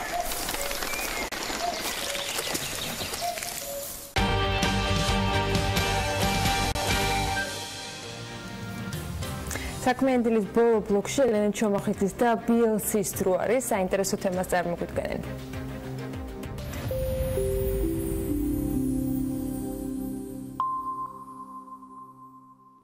საქმიანი დილის სტუმარი დღეს გახლავთ თამთა ივანიშვილი, BLC-ის იურიდიული დირექტორი და ვისაუბრებთ თემაზე, რომელიც ყოველდღიურად უფრო მეტ აქტუალობას იძენს და ეს არის კაპიტალის ბაზარი და მისი განვითარების პერსპექტივები. დილომშვიდობის თამთა, დიდი მადლობა იმისთვის, რომ ხართ დილიდან ჩვენთან ერთად და ვისაუბრებთ უბრალოდ საკმაოდ მნიშვნელოვან და აქტუალურ საკითხზე, რეზონანსულზეც, ესე რომ ვთქვათ, სხვადასხვა მიმართულებით. ეს არის კაპიტალის ბაზარი და მისი განვითარების პერსპექტივა და როლი ქვეყნისათვის, თუმცა მანამდე მინდა კითხოთ ის ნაბიჯები, რაც უკვე გადაიდგა ჩვენ ქვეყანაში, რამდენად სწორად ვითარდება რეალურად ეს ბაზარი და რამდენად თანმიმდევრულია ჩვენი ხელისუფლება, როდესაც ვსაუბრობთ კაპიტალის ბაზრის განვითარებაზე საქართველოში. მოგესალმებით, კიდევ ერთხელ დიდ მადლობას მოგახსენებთ მოწვევისთვის. ვფიქრობ, რომ მართლა საინტერესო თემაა და წარმატებულად ჩავთვლით დღევანდელ ეთერს. თუ მაყურებელს შევძლებთ, რომ ცოტა მეტი ინფორმაცია მივაწოდოთ ამ რეფორმასთან დაკავშირებით. ზოგადად გადაჭარბებული არ იქნება, თუ ვიტყვით, რომ ალბათ ბოლო 20 წლის მანძილზე დამოუკიდებელი საქართველოს ისტორიაში სულ მუდმივად ფიგურირებს ეს თემა, რომ ის კაპიტალის ბაზრები უნდა განვითარდეს, რა მხრივ ნაბიჯებია გადასადგმელი. თუმცა შეიძლება ითქვას, რომ რაღაც საკანონმდებლო ინიციატივები ყოველთვის იყო, რაღაც ამ სფეროში ხდებოდა, მაგრამ ერთი და იმავე სტაგნაციაშია ეს სფერო. გარკვეული ძროები და შეიძლება ითქვას მნიშვნელოვანი ძროები დაიწყო 2014-2015 წლიდან. და მინდა გითხრათ, რომ ეროვნული ბანკი, ფინანსთა სამინისტრო და ეკონომიკური განვითარების საქართველოს ეკონომიკისა და მდგრადი განვითარების სამინისტრო უკაცრავად, რომლებიც არიან ძირითადი, ასე ვთქვათ, სახელმწიფო წყებები, რომლებიც ამ ბაზარს კურირებენ და ასე ვთქვათ, რეფორმებს უდგანან სათავეში.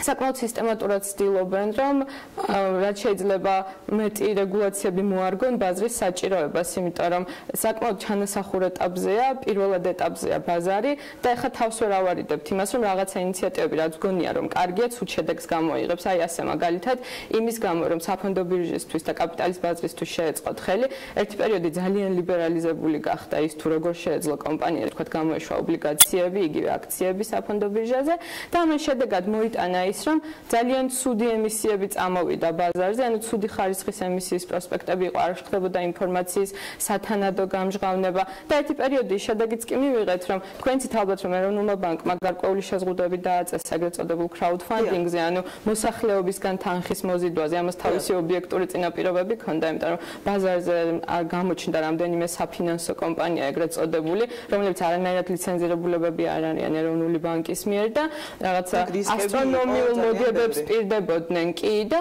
ამის მერე სამოქალაქო კოდექსში შევიდა ცვლილებები, რითაც დარეგულირდა, რომ თქვათ 20 პირზე მეტისგან თუ იზიდავ შენ სახსრებს, გარკვეული წინაპირობები უნდა დააკმაყოფილო. ხო, ანუ შეუძლებელი გახდა ამისის და ამის შემდეგ ესეთმა კომპანიებმა დაიწყეს რაღაცა ემისიის პროსპექტების მიტანა ეროვნულ ბანკში, იმიტომ რომ ანუ რეალურად შენ თუ ბირჟიდან ახდენ და ანუ საჯარო შეთავაზების მეშვეობით ახდენ, ხო, ამ ხალხისგან ფულის მოზიდვას, რაც არის კიდევაც კაპიტალის ბაზრის ერთ-ერთი მთავარი იდეა, გათავისუფლებული ხარ ამ მთელი შეზღუდვებისგან. შესაძლოა ჩათვალეს, რომ რატომაც არა, მოდი ეს მეთოდი გამოვიყენოთ, ეროვნულ ბანკს საკანონმდებლო ბერკეტები ნაკლები ქონდა, იმიტომ რომ ლიბერალიზებული იყო ძალიან კანონმდებლობა, პრაქტიკულად ძალიან ფორმალური მოთხოვნების დაკმაყოფილების შემთხვევაში ვალდებული იყო ესეთი ემისიის პროსპექტი დაემტკიცა და შესაბამისად მივიღეთ შედეგი, რომ ანუ ძალიან კარგი მიზნისკენ მიმართული რეგულაცია რეალურად აღმოჩნდა არც თუ ისე კარგი შედეგის მომტანი. ხო, ამას ახლა ეროვნული ბანკი იმით დაუპირისპირდა, რომ 2017 წლის ბოლოს დეკემბერში ინიცირებული იქნა უკვე მიღებულია ეს კანონი, რომ ფასიანი ქაღალდების შეთავაზება შესაძლებელია მხოლოდ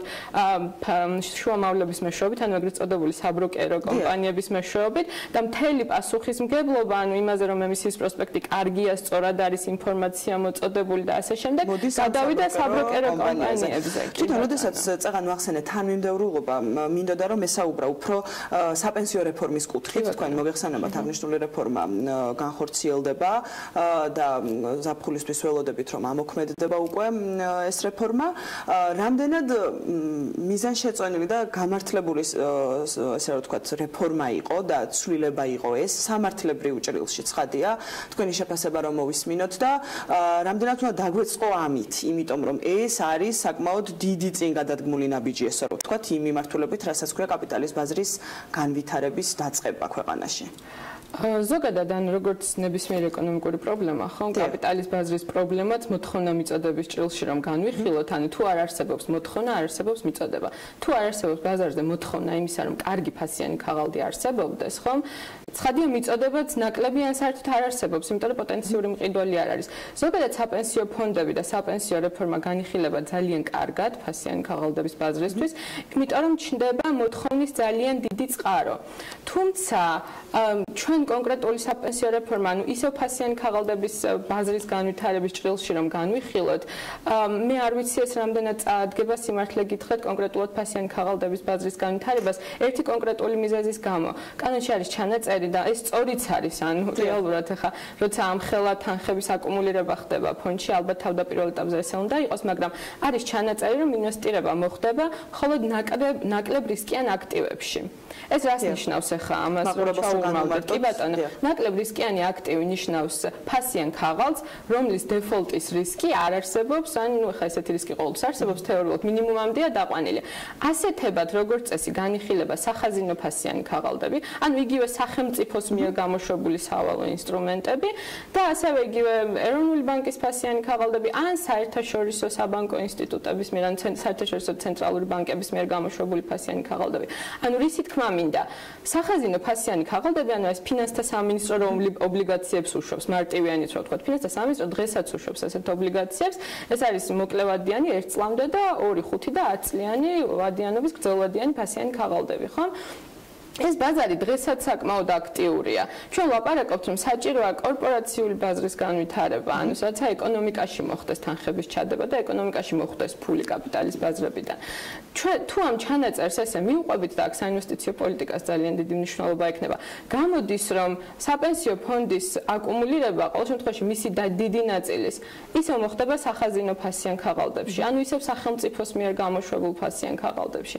შესაბამისად, ახლა ეს ალბათ დღეს იმისთვის არ ვართ, რომ შევაფასოთ ეს რა რისკებთან არის დაკავშირებული და ეს კარგია თუ ცუდი, მაგრამ ყოველ შემთხვევაში პირველად ეტაპზე როგორც ჩანს, ეს თავდაპირველ ეტაპზე მაინც ფასიანი ქაღალდების ბაზარს დიდად ალბათ ვერ წაადგება. თუმცა თუ სამომავლო პერსპექტივაში იგივე საინვესტიციო პოლიტიკა შეიცვლება, ანუ გადაწყვეტილება ხო, საინვესტიციო პოლიტიკა ახსენეთ და მინდოდა მეთქვა ის ჩანაწერი, რომელიც არის ეკონომიკის სამინისტროს, ფინანსთა სამინისტროს და ეროვნული ბანკის მიერ გაკეთებული იმ დოკუმენტში, როდესაც საუბარია საპენსიო რეფორმაზე, იქ ციტირებას მოახდენ რამდენიმე წინადადების, ეს არის კაპიტალის ბაზრის განვითარების მნიშვნელოვანი წინაპირობაა საქართველოში ისეთი თავისუფალი და კონკურენტული გარემოს შექმნა, რომელიც უპასუხებს ქვეყანაში კაპიტალისა და ინვესტიციების საჭიროებას, იქნება ეფექტიანი და ინოვაციური. ანუ საინვესტიციო გარემო, რომელიც აუცილებლად წინაპირობაა იმისა, რომ განვითარდეს აღნიშნული ბაზარი, ცხადია მას ჭირდება ასევე სამართლებრივი უზრუნველყოფა, საკანონმდებლო უზრუნველყოფა და ასე შემდეგ. აი აქედან რომ ამოვიდეთ, რამდენად არის გამართული ამ მიმართულებით ჩვენ ქვეყანაში? კი ბატონო, ანუ იგივე ის დოკუმენტი, თუ არ ვცდები, რომელსაც თქვენ ციტირებთ, არის 2016 წლის სტრატეგია, რომელიც ამ სამაუწყებმა ერთობლივად მათ შორის საერთაშორისო განვითარების ბანკებთან ერთად შექმნა. იქ საუბარია იმაზე, რომ ჩვენ დაახლოებით იმ პერიოდში მოვაწერეთ ხელი ასოცირების შეთანხმებას და 7 წლიანი ვადა აქვს ფინანსურ სექტორს იმისთვის, რომ მოახდინოს ჰარმონიზაცია მთელი რიგი დირექტივებისა კანონმდებლობაში.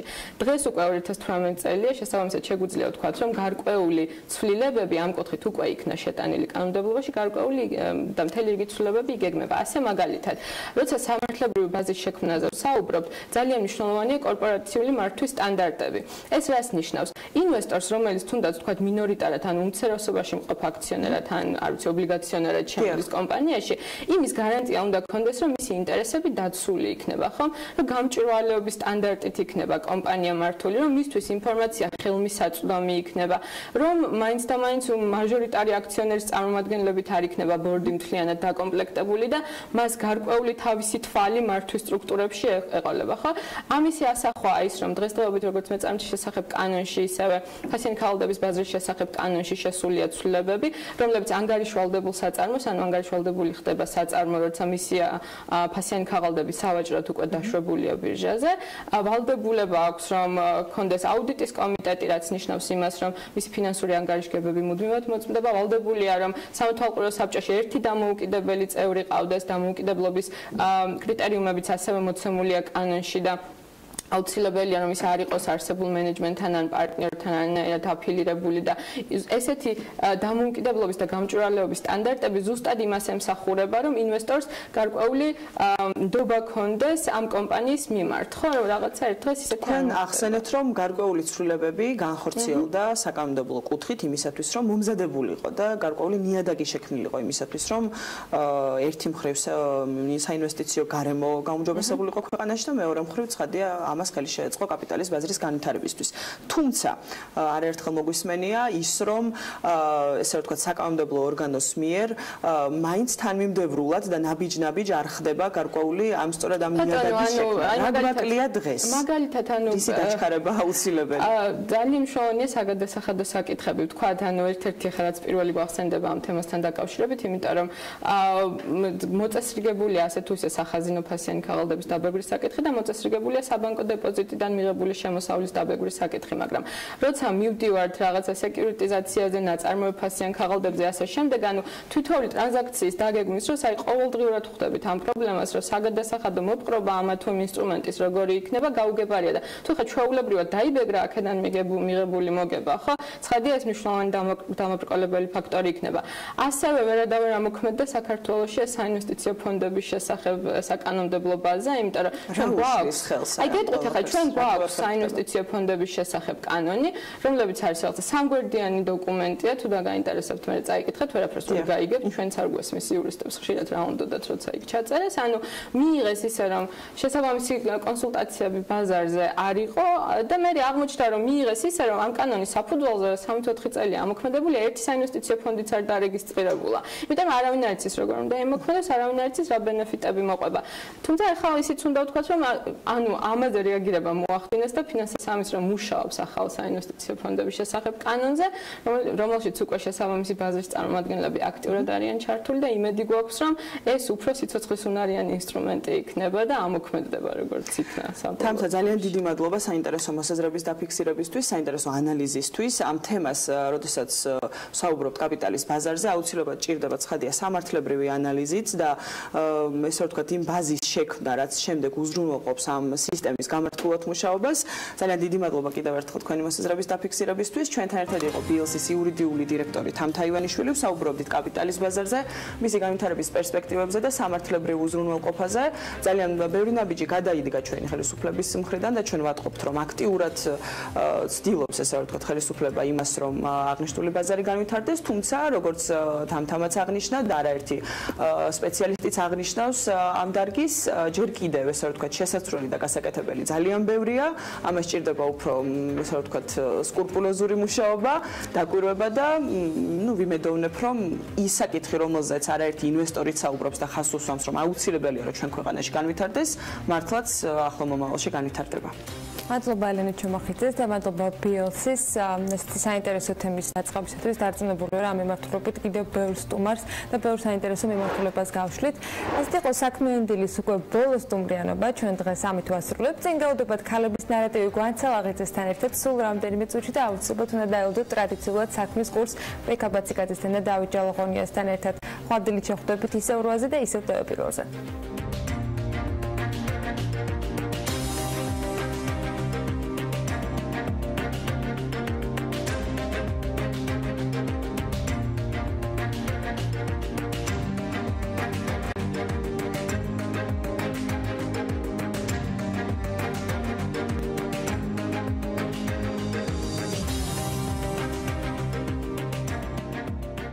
გადაცემის გენერალური სპონსორია ნოვა, წარმოება, იმპორტი, ექსპორტი.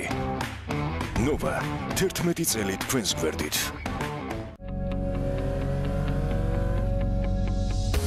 გადაცემის სპონსორია მწვანე ქალაქი ლისზე. გადაცემის სპონსორია ახალი ნათება. შეიძინე დიოდური ნათურები და სანათები 2 წლიანი გარანტიით. დაზოგე ფული, ბუნება, ენერგია ახალ ნათებასთან ერთად.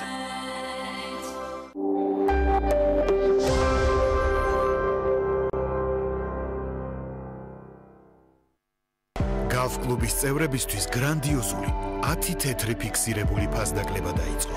ფასდაკლება მოქმედებს GeForce Super-ზე, GeForce Premium-ზე და GeForce Euro-Diesel-ზე, ხოლო სხვა ნებისმიერ პროდუქტზე კი 6 თეთრი ფიქსირებული ფასდაკლება ვრცელდება.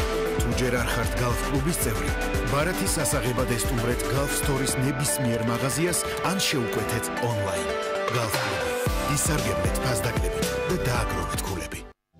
ჩვენი მისია ვიზრუნოთ პაციენტების ჯანმრთელობაზე. მივაწოდოთ მათ მაღალი ხარისხის სამედიცინო მომსახურება პროფესიონალ